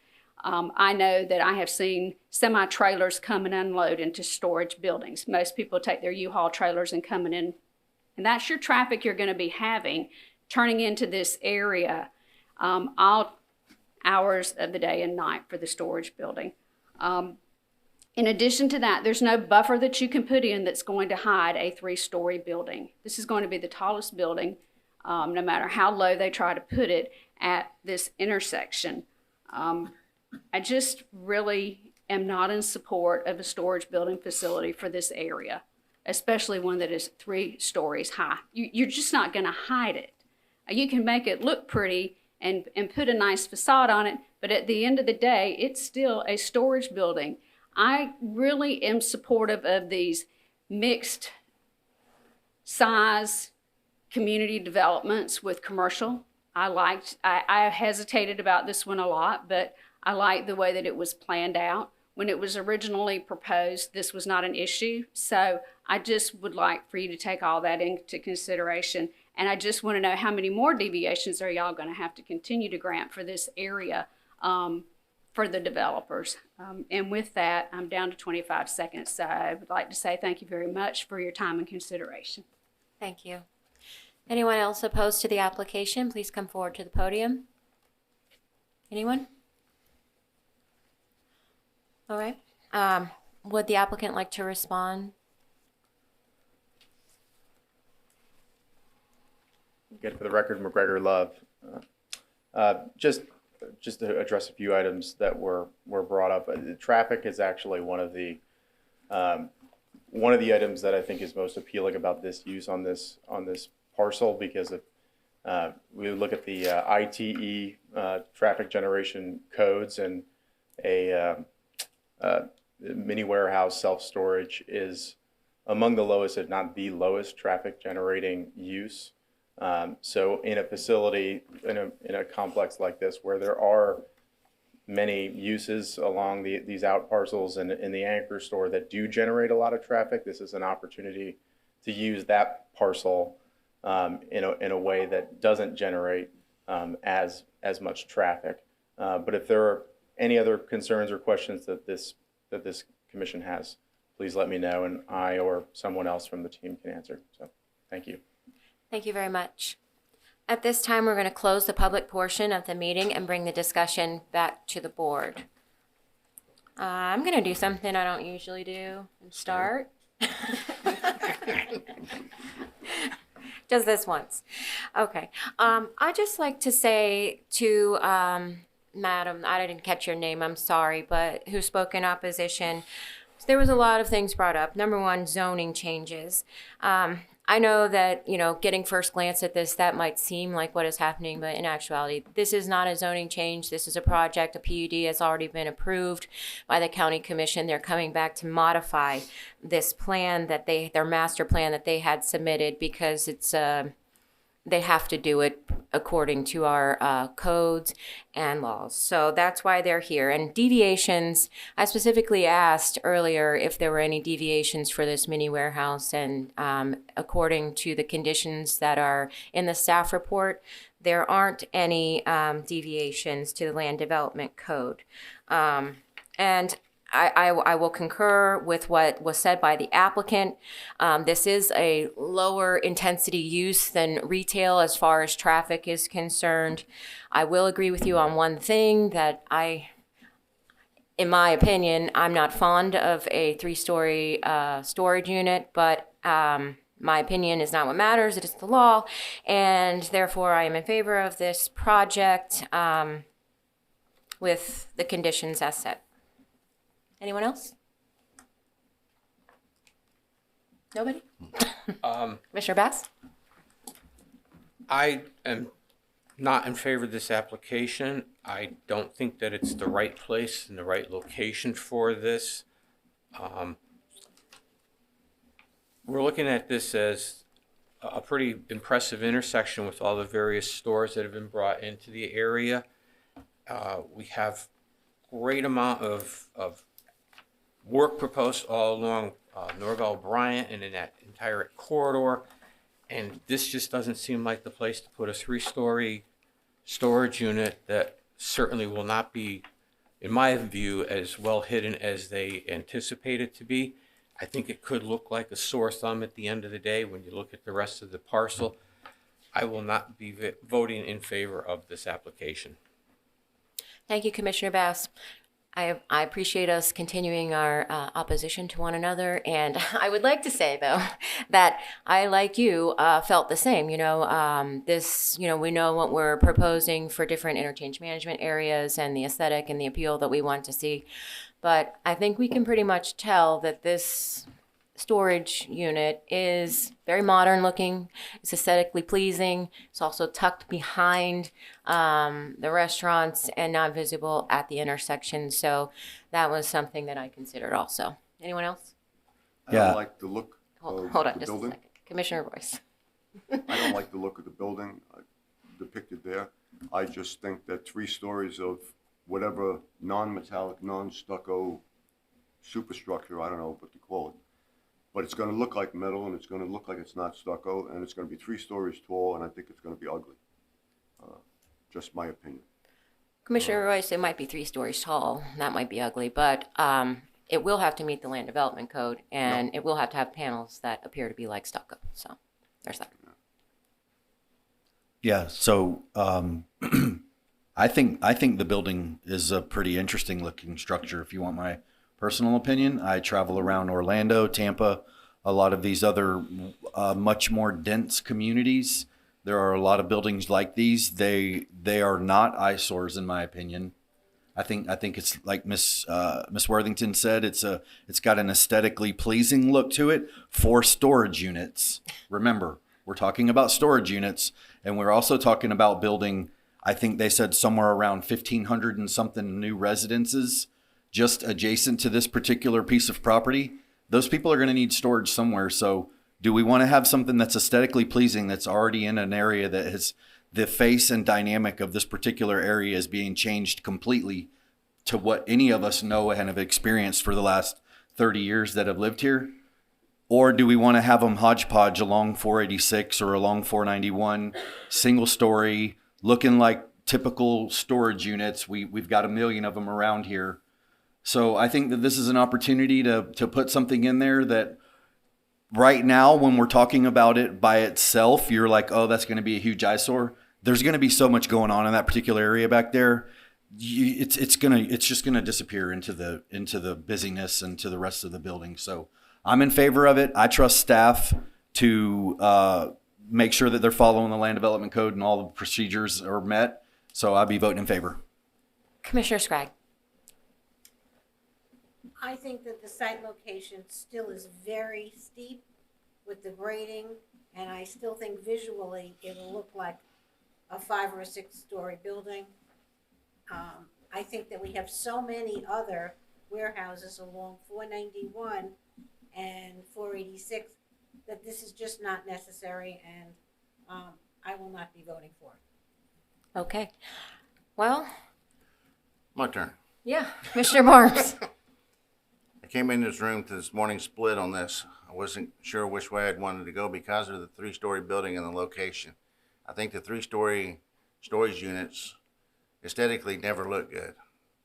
But when you slap it into the middle of a retail development around restaurants and the backside of it with all the residential that's coming in, I agree with Commissioner Bramlett that I believe the building's just going to disappear. It's going to fade away. So I think I will be voting in favor of this, other than I do not like the 3-story and I don't like the location, but I really think it's great for the area. Thank you, Commissioner Barnes. So, Commissioner Stone, what say you? You know, if you're trying to project an image of upscale elegance, you know, the 3-story storage unit is not the way to go. But I'm not going to try to force my opinion on aesthetics, so I'll be voting in favor. Okay. Let's get a motion here. Excuse me, Madam Chair. Yes, sir. Before we move on to a motion, I would just like to talk about hours of operation of the facility, assuming that it may move forward. Do we want to put some type of restriction on this, seeing as it will be abutting adjacent to residential if it is approved? I do not. And I say reason, no. And the reason is because it's in a heavily commercial retail area. Yes, it is abutting residential, but as we already discussed, they're sort of set above and apart from this development, and so I don't see any. Right, and then the other aspect of it where we put hours of operation constraints on, there were some outdoor storage that were allowed, and we were worried about RVs, people pulling in their boats, people starting their RVs, warming them up, things like that. This is all interior storage. Thank you, Commissioner Bramlett. Do we have a motion? For the purpose of a motion. Thank you, Commissioner Barnes. The Planning and Development Commission finds application number PUD-23-02 consistent with the Citrus County Comprehensive Plan and Citrus County Land Development Code, and that this board recommends approval of the application to the Board of County Commissioners based upon the evidence and testimony presented in the staff report and conclusions regarding this petitions with the conditions listed. And with the one condition change, condition 6 and condition 8 reference lot 9. Correct, yes. They're wrong in saying lot 7. Thank you. Thank you for saying that for the record, Joanna. We have a motion by Commissioner Barnes, Second. second by Commissioner Bramlett. Any further discussion? Okay, well, let's have a vote then. Do you want to do a roll vote? Yes, ma'am. Thank you. Mr. Bass? Nay. Mr. Barnes? Yes. Ms. Worthington? Yes. Mr. Royce? Nay. Mr. Bramblett? Aye. Mr. Stone? Yes. Ms. Scragg? No. Thank you very much. The application, the motion passes 4-3. Thank you. And as we go forward to the next application, I was laughing at Mr. Bramlett talking about Miss Miranda being so thorough, and that Mr. Sherman agrees with you. Mike Sherman has hired her to be the planning director for the city of Temple Terrace. Happy for her, making more money than I could dream of offering her. Good for her. It's a great opportunity, but that would be her last presentation before you, unfortunately. Yeah. Congratulations. Good luck. Congratulations. Congratulations, Thank you, but we're going everyone. to chain you to your chair. I already tried. It won't work. Yeah, I have appreciated working with all of you, some of you, since I started here over 4 years ago. And I just want to say I really appreciate you guys. This board pays so close attention, and I know staff appreciates that. The county appreciates it, and most importantly, the citizens. So thank you. Thank you, Miranda. Sad to see you go. Good luck in your new adventures. I'll be keeping tabs still. Well, we're on YouTube, so Oh, yeah, YouTube stars. YouTube stars. All right, at this time, we will hear OA-23-02. Yes, ma'am. OA 2302, Dr. Michael D. Wilburn, Local Engineering Incorporated. Amendments to LDC Section 7110D General Standards for Access Management. This is the language proposed by the applicant. And you. this is not a quasi judicial, this is legislative, and there's really nothing else to say. There's his proposed language up there, so we're just gonna have to go straight to the applicant. Straight to the public? Okay. To the applicant, Mr. Oh, to the Dr. applicant. Wilburn, yes. Yes, sorry. Good morning again. Wrong one, I'm so sorry. Good up there. I would like to provide an overview of the presentation this morning. It is my desire to lay out a rationale and a background for this change. And that is before you. The next phase of this application presentation will be from legal counsel, and Mr. Clark Stillwell will help offer that as well as a conclusion. Many of you guys are familiar with me from a professional engineering perspective, and while that is accurate, many of you may not know that I'm also a pastor. Ministry has been a desire of my life for decades, and I have purposefully and intentionally worked towards and received 4 master's degrees in various ministry disciplines, as well as a PhD in church administration. It was during my 4+ years of research for my dissertation that this issue first began to take shape, not just here, but across our nation. Church administration has rapidly changed over the last 20 years, specifically in the area of risk management and campus security. I do not have to remind any of you what happened 24 years ago today in Columbine. I don't have to inform you of the rise of shootings all across our country. And those shootings now are not just happening in large metropolitan areas where there are large crowds. Unfortunately, they can happen even at small churches, like many of the churches we have in our county, just like tragically the shootings that happened a few weeks ago at a small church in Nashville. Church security has become such a real thing in our world that many churches cannot get standard liability insurance without first having a security team in place with security protocols and emergency plans in place, regardless of the church size. Church security, the security and freedom to worship without being restricted, is something that I believe is inalienable. As I mentioned a moment ago, church administration is rapidly changing in our world. A few years ago, almost every church administration book went out the window with COVID, as the church in America rapidly had to react to a virus that wouldn't allow people to meet indoors. Many ministry programs have now shifted and most likely will remain shifted in many of their church ministries all across our country. Children's activities are more outside than ever before. Playground dynamics have shifted. Youth activities have shifted. Structured outreaches have shifted, all to accommodate outside uses of church campuses and facilities.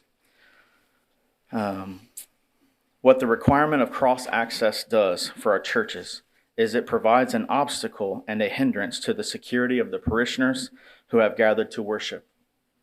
The requirement forces churches to have to plan for complete strangers of unknown origins to drive through their parking lots or roadways at any time unchecked. The church campus is no longer a safe, secure place. It is open completely to the public via cross-access. The church before you, Christ Community Church, we are using as just one example.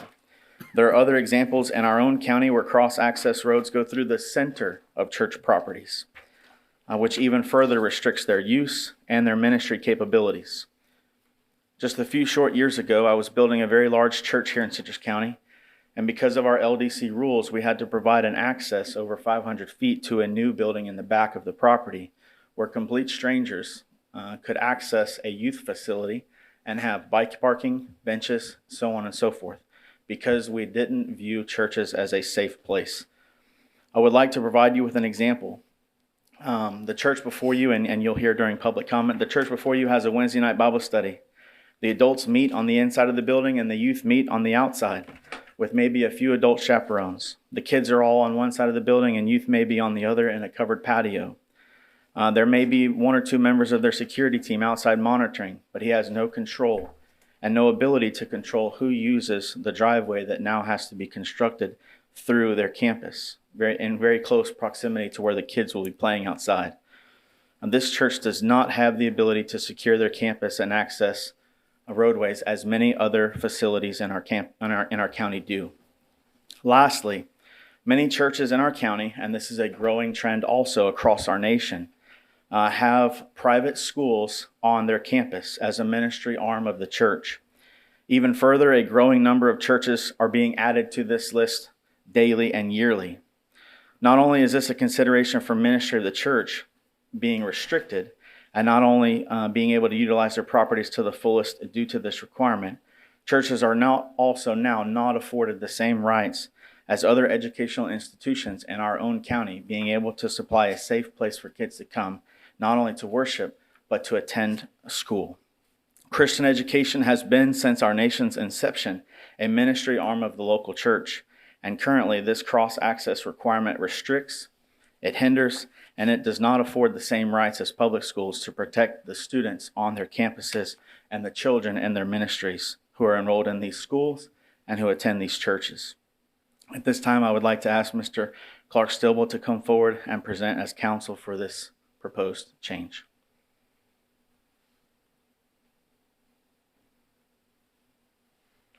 Good morning. Clark Stillwell, P.O. Box 250, 320 South Highway 41, Inverness, I Florida. thought you retired. I'm consulting now. Lawyers are like engineers, they never go away. The consulting Or gig some pays say more. cockroaches, but whatever. First off, I want to say that I believe in cross-access for commercial projects and non-projects that we're talking about here. And US 98 and 19 node, the cross-access down there works. If you go north to where Home Depot is with the shopping center, the cross-access there works, commercial to commercial. If you go to Walmart and Lowe's on 44 outside of Inverness, the cross-access truly works there too. Commercial to commercial, generally vacant parcels. So I want to just lay that predicate. Now, what triggered this was an application that Dr. Wilbert and I did on 491, and to the north of it was a church, a Baptist church, and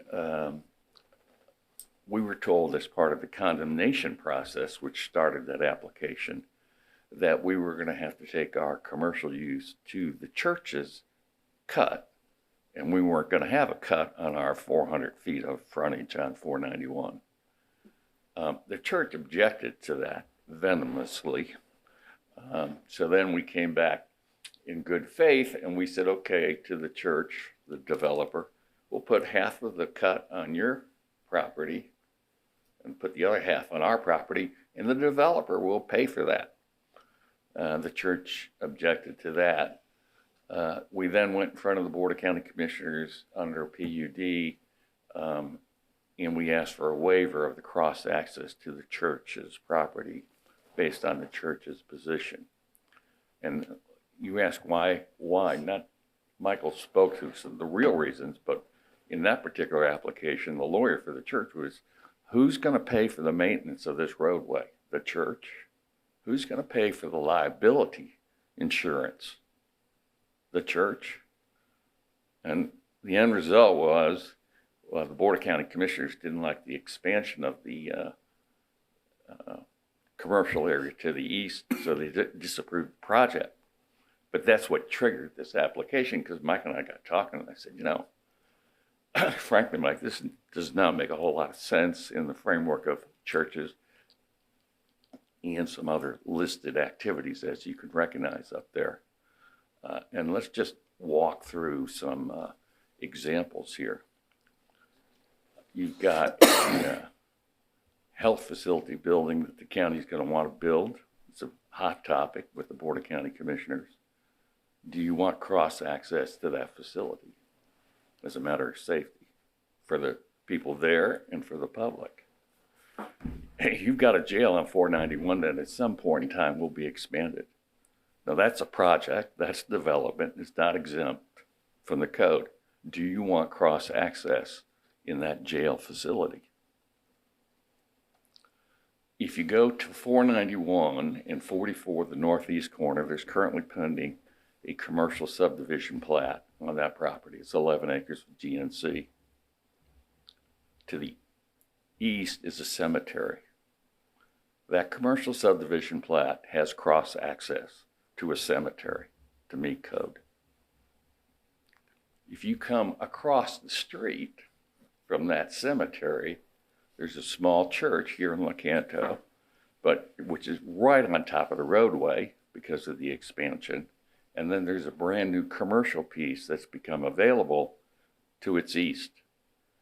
That commercial piece is going to require cross access.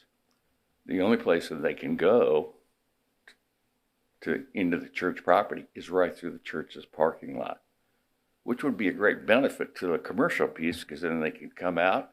Folks can go to the 7-Eleven there or the Circle K, and or they can go back through the residential subdivision and get to 491 and go south or north.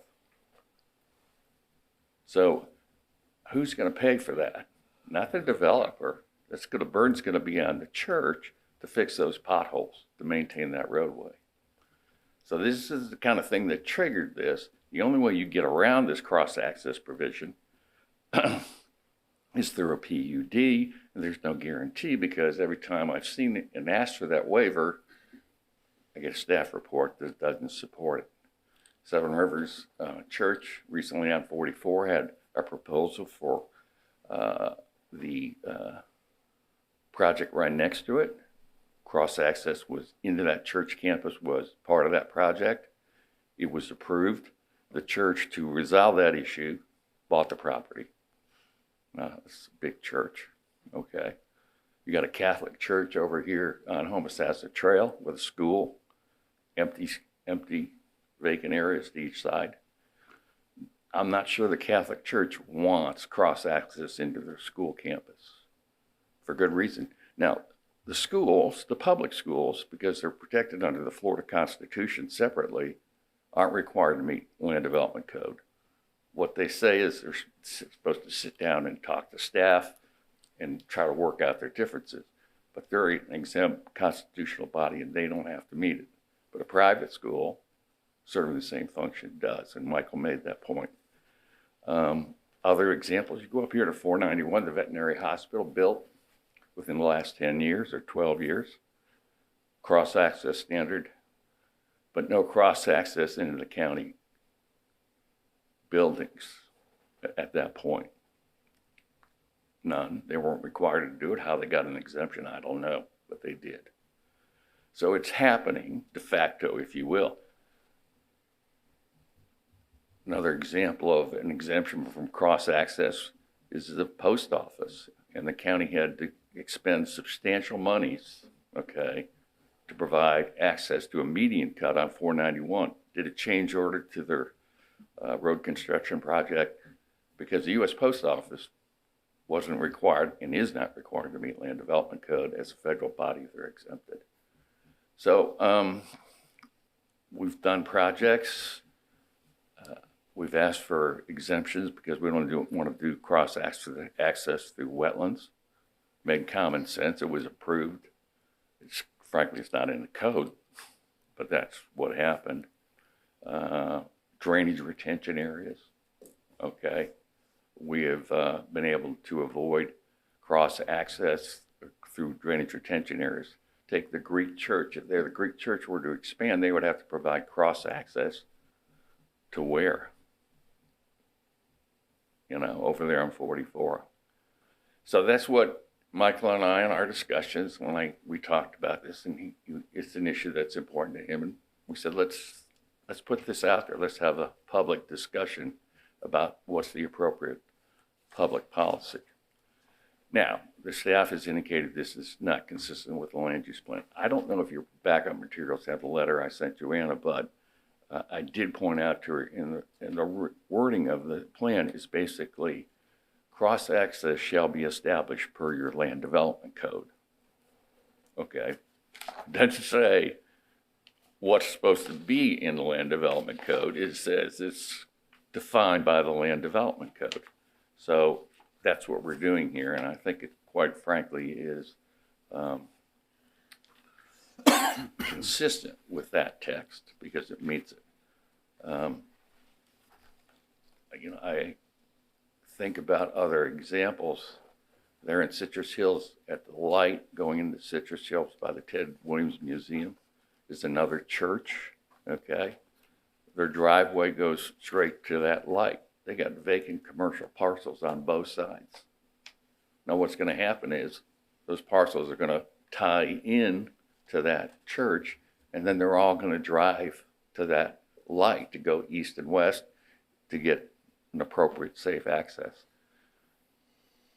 And okay, I'll conclude by telling you this.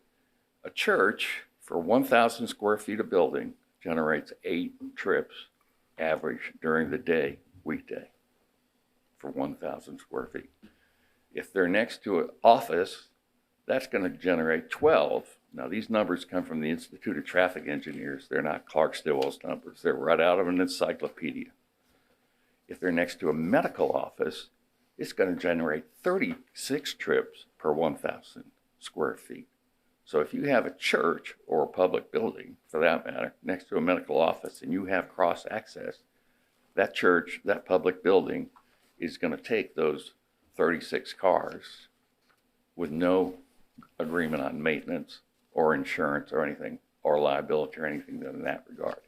If they happen to be next to a shopping center, it gets worse. So that's what's motivating it.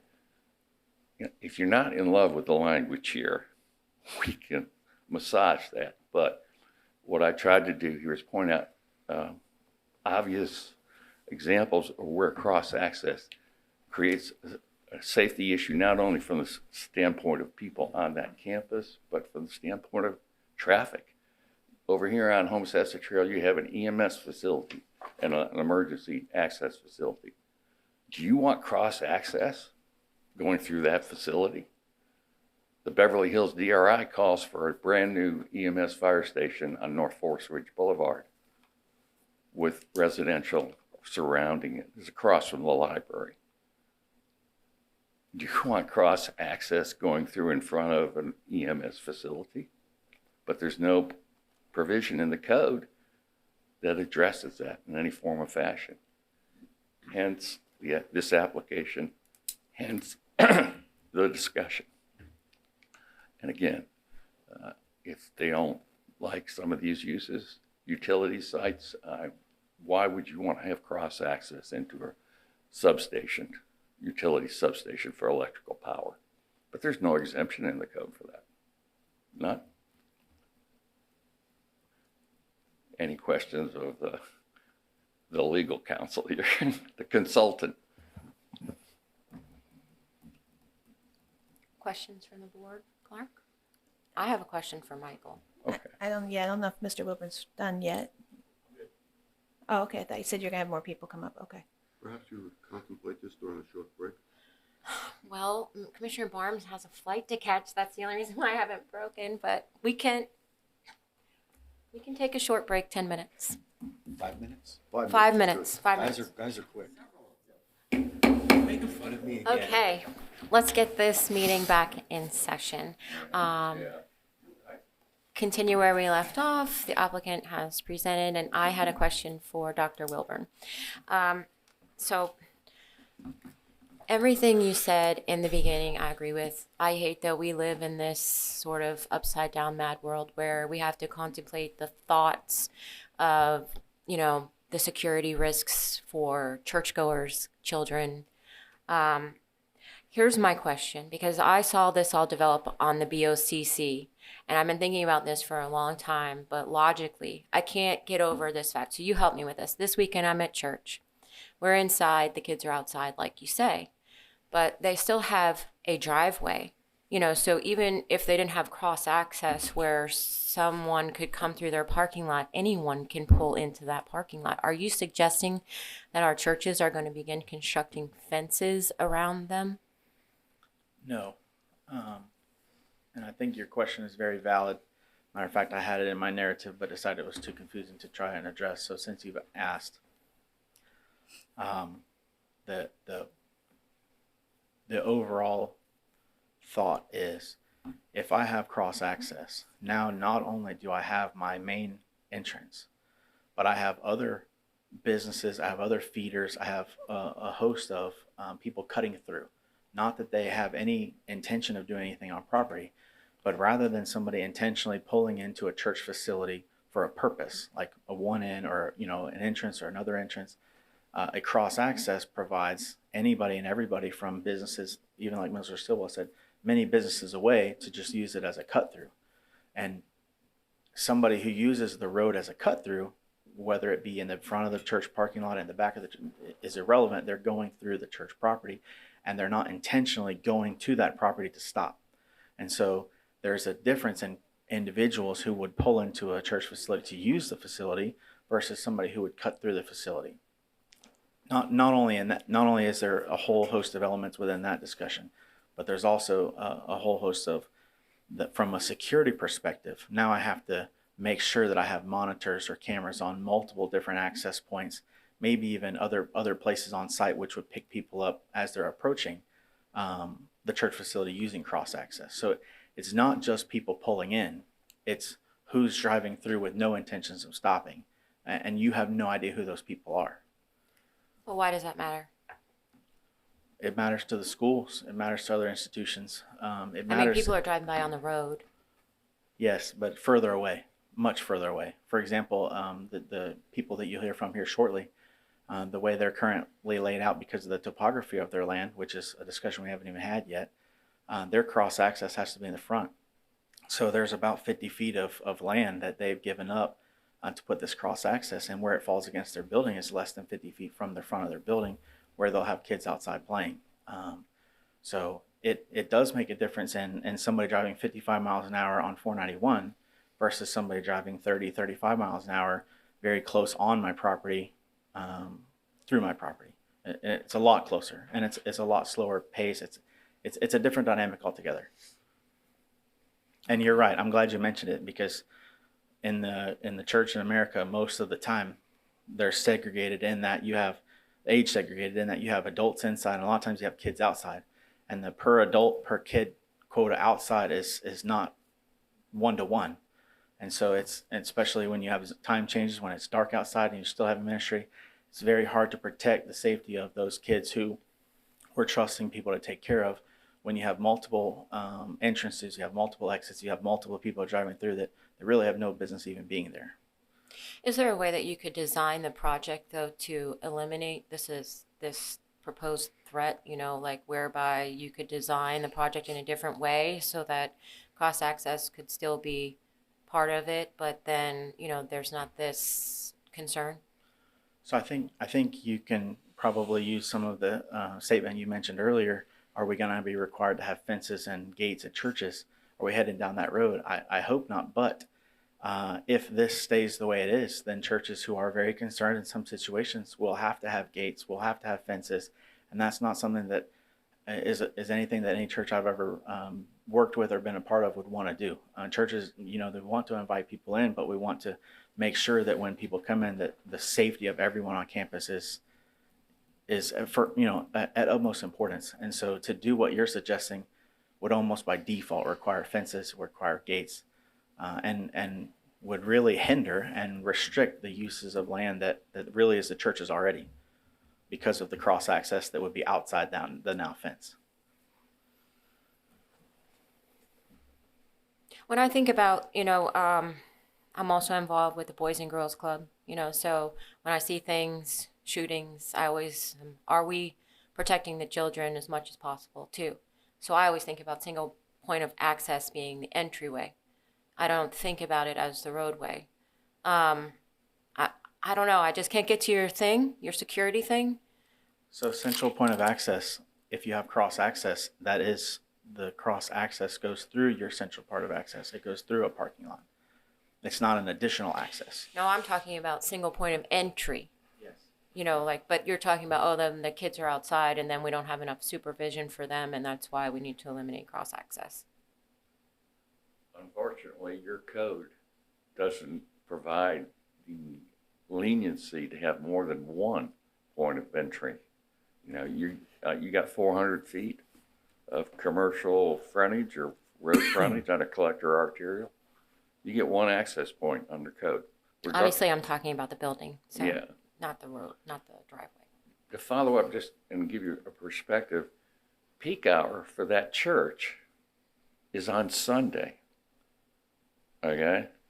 So when that church is making their turning movements onto that highway, and its cross access is designed to eliminate turning movements, minimize them, these people that come out and go 50 feet and then turn right into the abutting commercial use. Okay, that's what it's designed to cut down on. So the church doesn't need cross access to the uses to the north or south Monday through Friday. The peak hour for a commercial is sometime after 9 and sometime before 5, depending on the type of use. Peak hour for medical office is really around 10:30 in the morning. Retail, it varies. So understand that the church is not at a time when that roadway is probably at a level of service that its highest has ever been, 9 a.m. or 11 a.m. Sunday morning. And if it's Easter Sunday, 6 a.m. for sunrise, there's no traffic on that roadway. But when the retail is working, then all the other traffic is on the highway but the churches. So the churches, again, if you were to quote Bert Harris Act, you would say inordinately burdened here. And that's what that the attorney for this Baptist church up here on 491 kept screaming. And the end result was the county said, okay, we're not going to have this fight. We'll just build the roadway. And Mr. Stillwell's client can have his access point, even though it doesn't meet code. In that particular case, we were off by about 70 feet. So that's why we're here. Okay. Anybody else have any questions?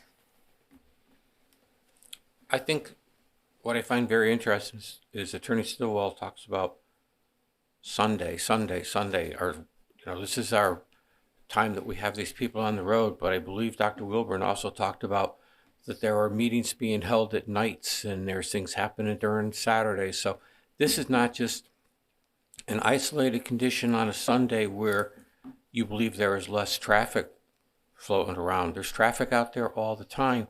And every time we add another driveway, we create another conflict point.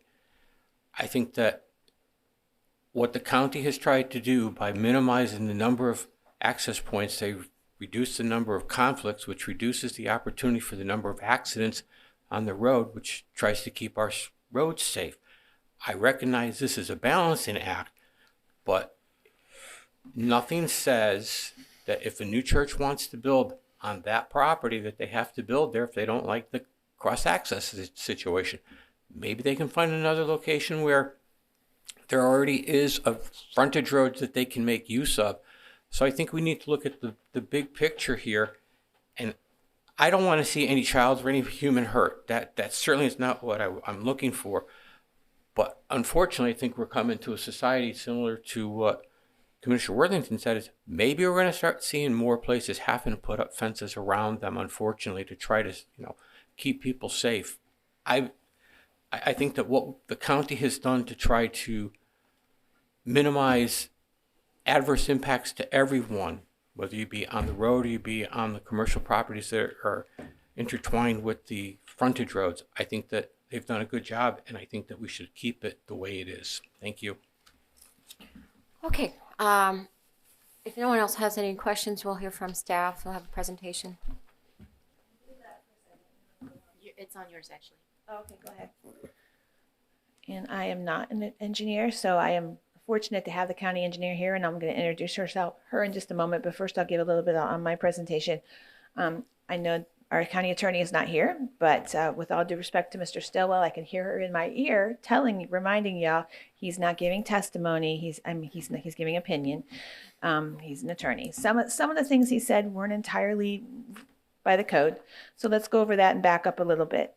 Cross-access is required on arterial and collector roadways. That's it. They're not required on side roads. We talked a lot about Haggerty Point this morning.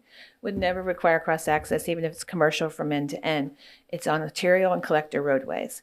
Also, our code says if topography or other situations make it not okay, you're okay. You don't have to come before this board or become the commissioners.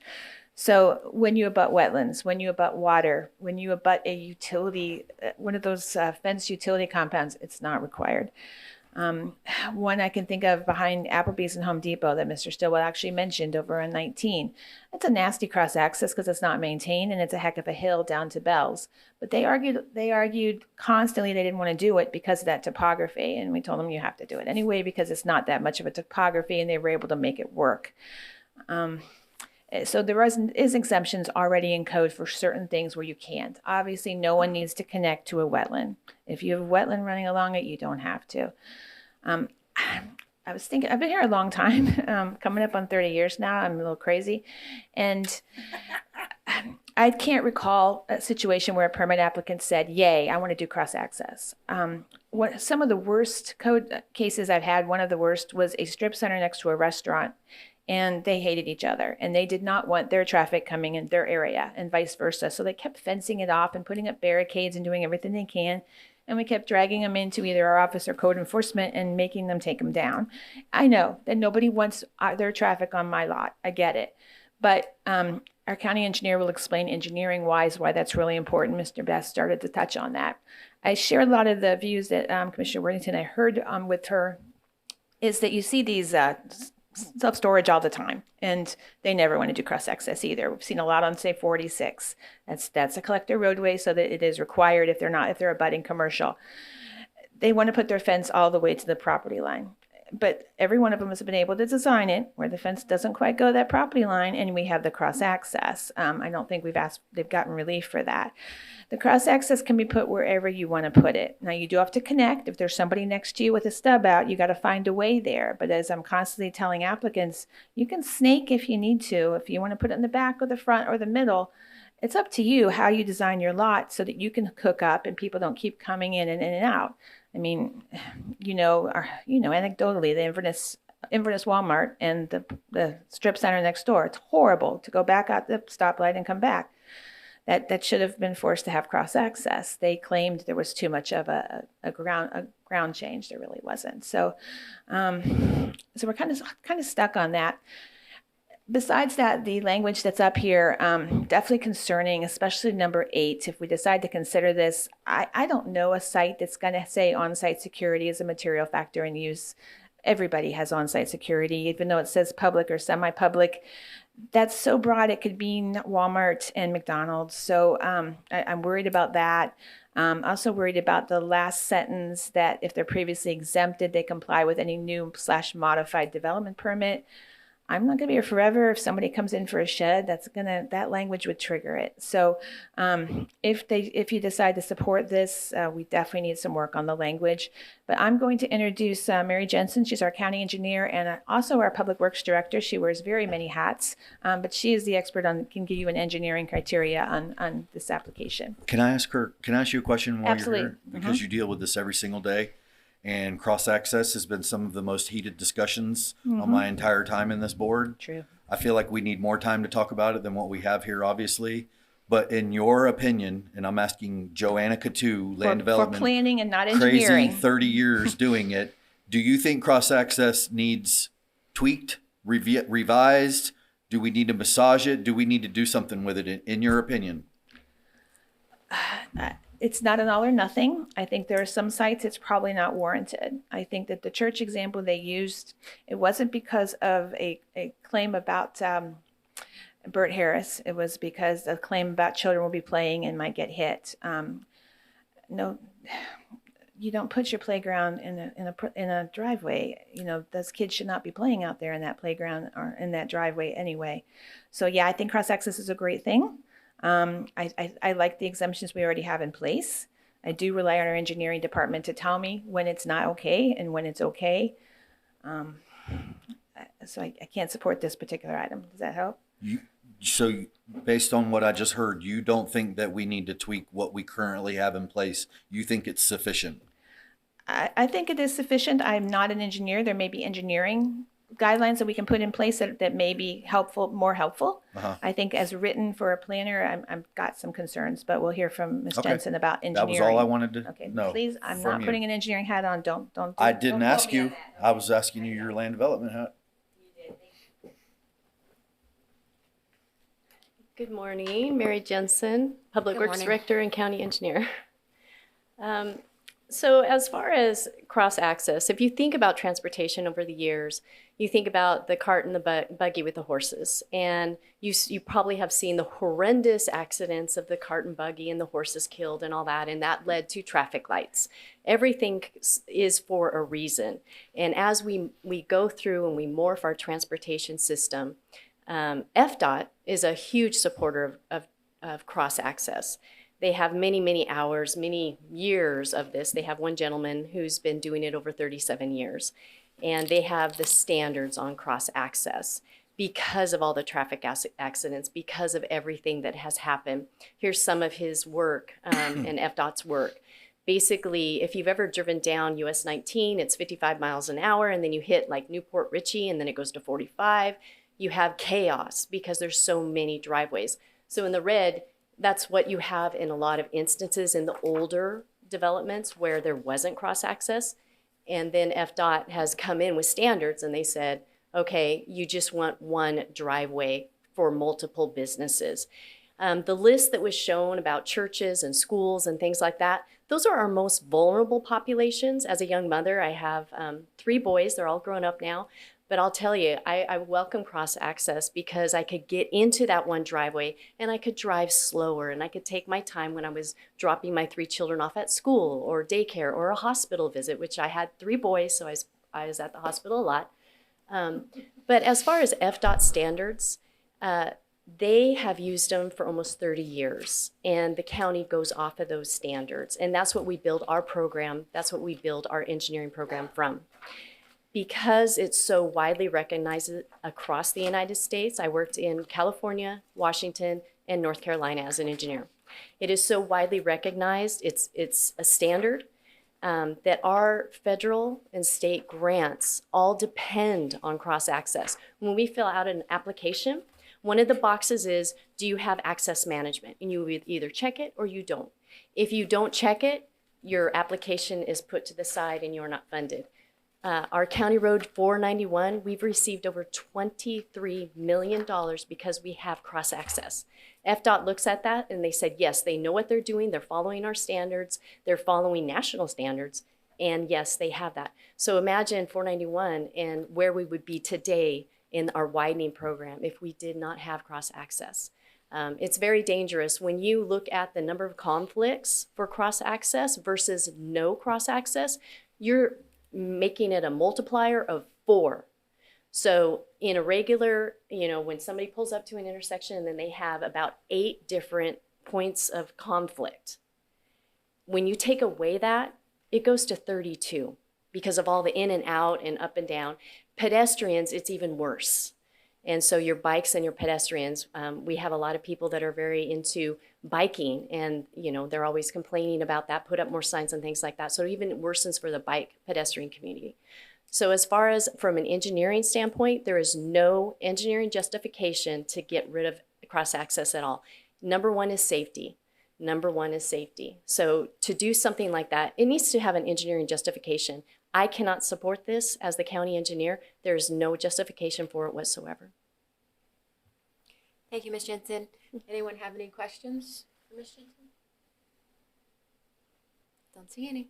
Thank you. Thank you. Okay. At this time, we will open up the meeting to the public. Remember that individuals have 3 minutes to speak, members of an organization 5, but you must have a letter or a letter on file. Does anyone want to speak about this ordinance change? Please come forward to the podium.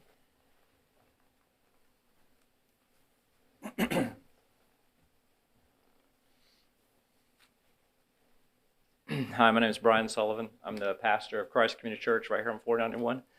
I'm sure as you drive home, depending on where you live, you pass by our church that's being built right now. So it's kind of hard to change that right now at this point. But we're very thankful for the county and all that you've done so far in restructuring and things that have gone on with the property.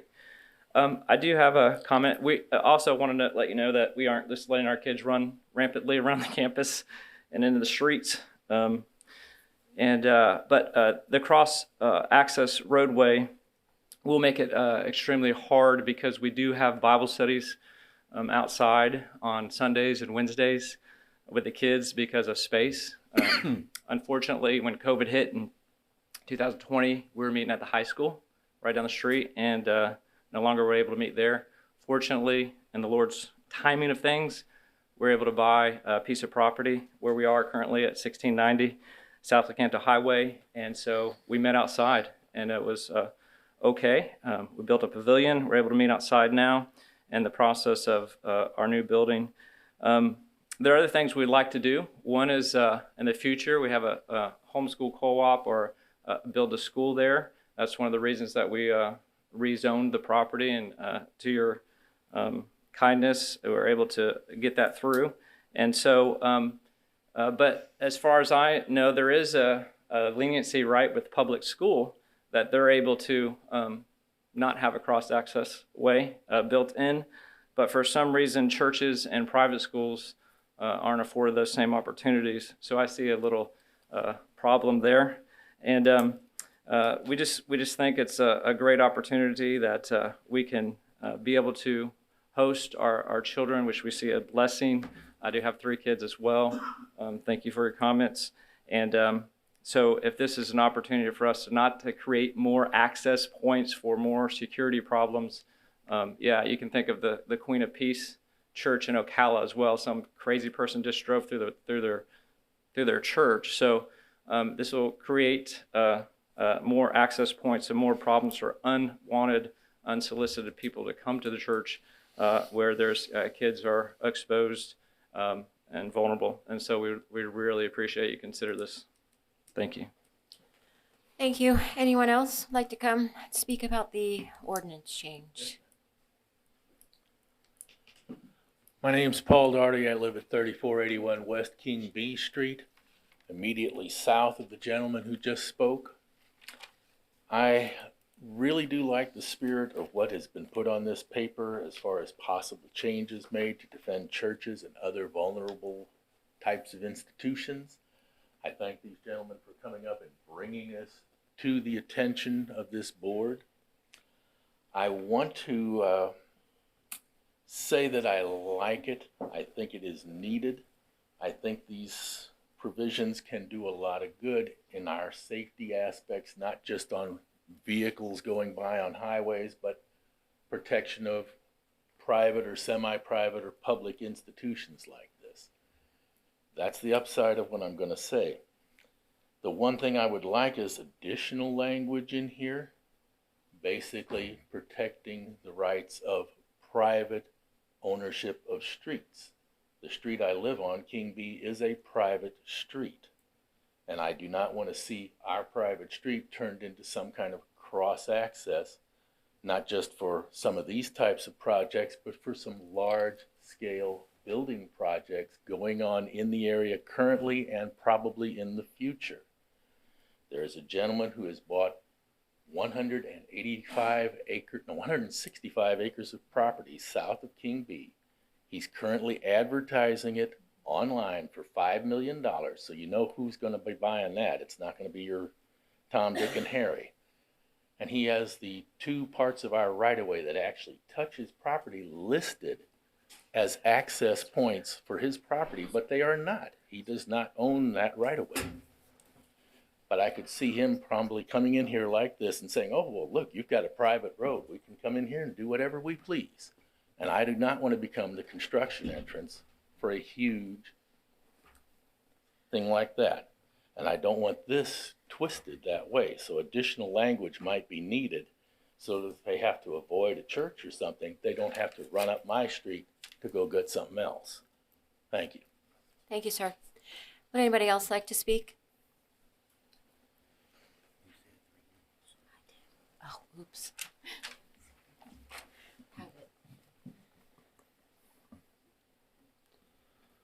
The time going to reset? I misspoke earlier. I don't think there's any time limit on these. I'm sorry. Okay. I'll try to get us done before lunch. Thank you. Just It's kidding. already lunch. I'm done. My name's Robert Vitter. I'm an associate pastor at Christ Community Church here right on 491. And I'm also very thankful for the time with the board. Thankful for Dr. Wilborn and Mr. Stillwell. For our particular situation, I would like to also call to mind the history of our nation, the foundation on Christian principles, and I'm not going to speak on everything that's been brought up here, but for our specific situation, it is quite particular, and we continue to see the importance of a Christian foundation for our community and for our county, for our nation, really. And I'd like to also bring to mind the fact that our community, I was born and raised in Inverness, our community is not like every other place in the world. We've got a small town feel, and I'm not ignorant. I understand it's growing. I've been out and about. I was gone for 20 years, lived in all other places of the world, Atlanta, suburbs of Birmingham, overseas. So I'm not ignorant of how things are. But I also think that the foundation of our nation is very important. The foundation of the safety of the church, the foundation of our places of worship is great to remember. And we do currently, in where we are right now, we have several situations. Bible study, mothers studying the Bible together, our regular scheduled Bible study, which is Wednesday night and Sunday morning outside. Because of COVID, I would say, really is the reason why that happened. We've been very blessed to have the pavilion, but that's where we have our specific worship session at 10:15 on Sunday morning. Other than that, on Tuesday, it's mostly mothers. I should say it's a mother's Bible study, but almost every mother brings their children with them. We would hope that that's going to continue to happen. We also have Wednesday nights where our children, the youngest, that would be elementary age, are outside in the pavilion. The teenage, it would be middle school and high school students, we meet outside, whether it be meet under the oak trees where we have some picnic tables. That's a situation we have for Wednesday nights and Sunday mornings. So again, it is a situation of safety, in my view, and in regards to the point of access. Safety is always on our minds for the people who attend our church. So that's not something that we're saying, oh well, we're not that way. We don't have to worry about the safety. Safety is always on the mind of us as pastors. I'm the associate pastor. I don't know if I mentioned that. So the safety of the people who attend our church is always on the mind of us as elders and pastors. And I would just want to say, I very much appreciate your time and your consideration with this matter. And again, the foundation of why I appreciate this time is the foundation of our nation, the foundation of the freedom of worship in our nation, and not just opening then the floodgates. Now, again, I think Pastor Sullivan mentioned we're open and we're welcome to all who would come to our services, any service. That's Tuesday, Wednesday, Sunday, always open. But the cross access creates some other quite significant situations for us as a relatively small congregation. So thank you very much for your time and for your consideration. Thank you. Would anybody else like to speak? Okay. I don't see anybody. Dr. Wilburn, you want to close any closing comments? All right. Well, we will close the public portion of the meeting and bring the discussion to the board. Commissioner Bass, we already heard from you. I don't get another word if I want. No, I'm kidding. I have a couple of things. So we talked about earlier when I asked Ms. Katu about cross access. I think that cross access needs looked at. I don't think that this is the proper format for us to deal with it. It's been a discussion that has always been heated. I'm happy you mentioned Miss Lynn because she's always beating the cross access. My first few years on this board, I had very, very large questions about cross access. Over the years, I have come to agree with cross access, and I'll tell you that I still do. I have the utmost respect for Dr. Wilburn, Mr. Stillwell, and the speakers, but I don't think that their argument is it's not a strong enough argument for me for us to put this in place. One of the things that is talked about schools don't have to have cross access, but private schools and churches do. I can't remember the last time that I saw a public school that turned into private property that was a change of use or was something, but I can tell you I've seen a bunch of different churches that were formerly churches that have sold and that the use changes. They're not churches anymore. So in that particular instance, the cross access it fits to have it in that particular spot. The cross access, this was the big point for me. I'm just going to read the highlighted. An example of cross access working properly is in the southwest corner of the intersection of West Gulf to Lake. Everybody knows the racetrack and everything else that's going along there. A recent check of accident reports in the cross access area in front of the daycare has shown that there have been 0 accidents in 3 years. And then I can also speak to, there's a daycare there, and one of the arguments that the applicants are making is the want to drive in there. I've driven down that cross access road a million times. Not one time have I wanted to drive in that daycare for a lot of reasons as a parent, but I've never, it's that argument just doesn't hold water with me. I am in favor of cross access. I do think that it could be massaged a little bit. I trust the staff most of the times when we've dealt with it.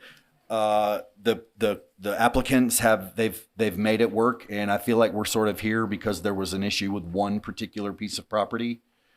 And so I'm not in favor of the way it reads, but I am in favor of it being looked at on a deeper scale. Thank you, Commissioner Bramlett. I'm going to go now too, because a lot of what I have to say kind of goes along with what Commissioner Bramlett just said. I travel to Tampa, Clearwater often.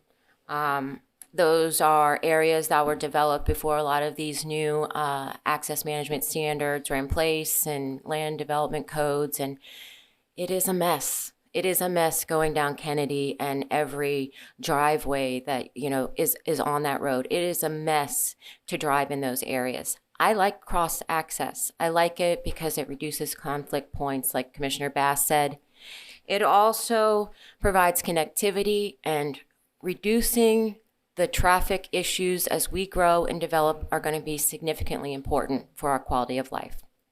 And so I listened, and I wanted you guys to find a way to make me see what you're seeing. But today, I just didn't hear a compelling argument. I mean, we're in this tremendous position where we have to, either sacrifice, reducing traffic accidents and that safety, because there may be an instance where you may have undesirables driving across your parking lot. And, I couldn't get there today. So that being said, I see where this all started, and I don't see a compelling interest to change the law that we have right now, so I would not support this change. Anybody else? I think that we better handle it on a case-by-case basis rather than blanketly saying hospitals do not have it, EMS do not have it. I think what you're doing is you're opening up a unrestricted box that you don't want to open up. I trust the mechanisms that we have right now to make exemptions for particular properties as needed. That's it. Anybody else? I just echo everything that's been said. I mean, I agree. The only conflict that I ever have with the churches and the private schools is the church that's existing, and they have available parcels on each side, and then they're forced into putting in a cross-access when they didn't have any idea when they purchased that property or became the church. And that brings it back to the individual basis. I'm all for cross-access. I came from Hillsborough County where we had no cross-access, and it's really a total mess down there. Now they're trying to add it, and it's a little bit too late. And I just don't want to be late here. And so I would be not interested in changing this. Keep the way it is and keep it at an individual basis. Thank you, Commissioner Barnes. Yes, an individual basis, application by application. Joanna? Right. No, yeah, but I can just jump in. Absolutely, I appreciated the comments from the pastors as well, and I know everyone wants to protect children as well. A compromise, somewhat perhaps, is our code does not currently allow churches to have exemptions. I mean, they're not, and I don't want to do a blanket exemption. Totally agree with that. Perhaps we could work on the code as a church or house of worship could work with a county engineer with an appropriate engineering study on a case-by-case basis, put some kind of thing in there where they don't have to come through a PUD or a variance, but they can work with engineering for those uses on those cases where they're not appropriate. There are going to be some of those. So it's a little bit of a tweak of our code, as Mr. Bramlett talked about. We can certainly work with Mr. Wilburn on that and maybe kind of find a little bit of a compromise. It's not all this language, and it's not automatic, but that would give them the chance to justify it on an engineering basis with our engineering division. They can look at that. I like it. I think the burden is the cost, you know, I mean. for everyone. Possibly, yeah. I don't know a way around that. I know. No. I know. But yeah, I would be fine with that. I would just make sure Miss Lynn has her voice in that particular before we. Absolutely, and we can talk with Dr. Wilburn after this and set something up. Well, I was going to suggest maybe you guys could just table this and we'll take Mrs. Kachu's suggestion and try to make it work. Okay. Motion. Mr. Stowe, are you asking for a continuance? Okay, I think actually Dr. Wilburn is the applicant, so, okay. We need the formal request, so. There you go. Okay, we have a motion for a continuance by Commissioner Bramlett and a second by Commissioner Bass. Any further discussion? All in favor, say aye. Aye. Motion carries 7-0. That was a very good idea. We will try to work with them. Okay, so I'm jumping into my stuff. I ahead. know we're in a hurry. May 4th, you've got 3 applications. One of them is changes to our land development code, quite a few. There's not a lot of substance. There's a lot of formatting, but we'll go ahead and talk about those on May 4th. May 18th, we have the Sunshine RV Park Campground coming back to you because they have made some changes. You'll remember that was a pretty full room. What day was that? That's May 18th, but it's the only item on the agenda. We're not going to keep you here all day. It's got one application. So just one. Can I ask a question on that? I thought if we rejected something, Yes, we I couldn't am. bring it back. I'm sick.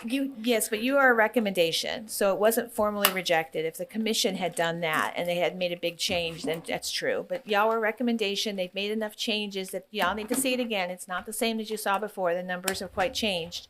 So we'll see it again, make a recommendation, and then we can move on. Thank you. Anything else? No, that's it. Thank you. Okay. Any other discussion? Seeing none? Motion to adjourn. Yes. Okay, we're adjourned. You're ready.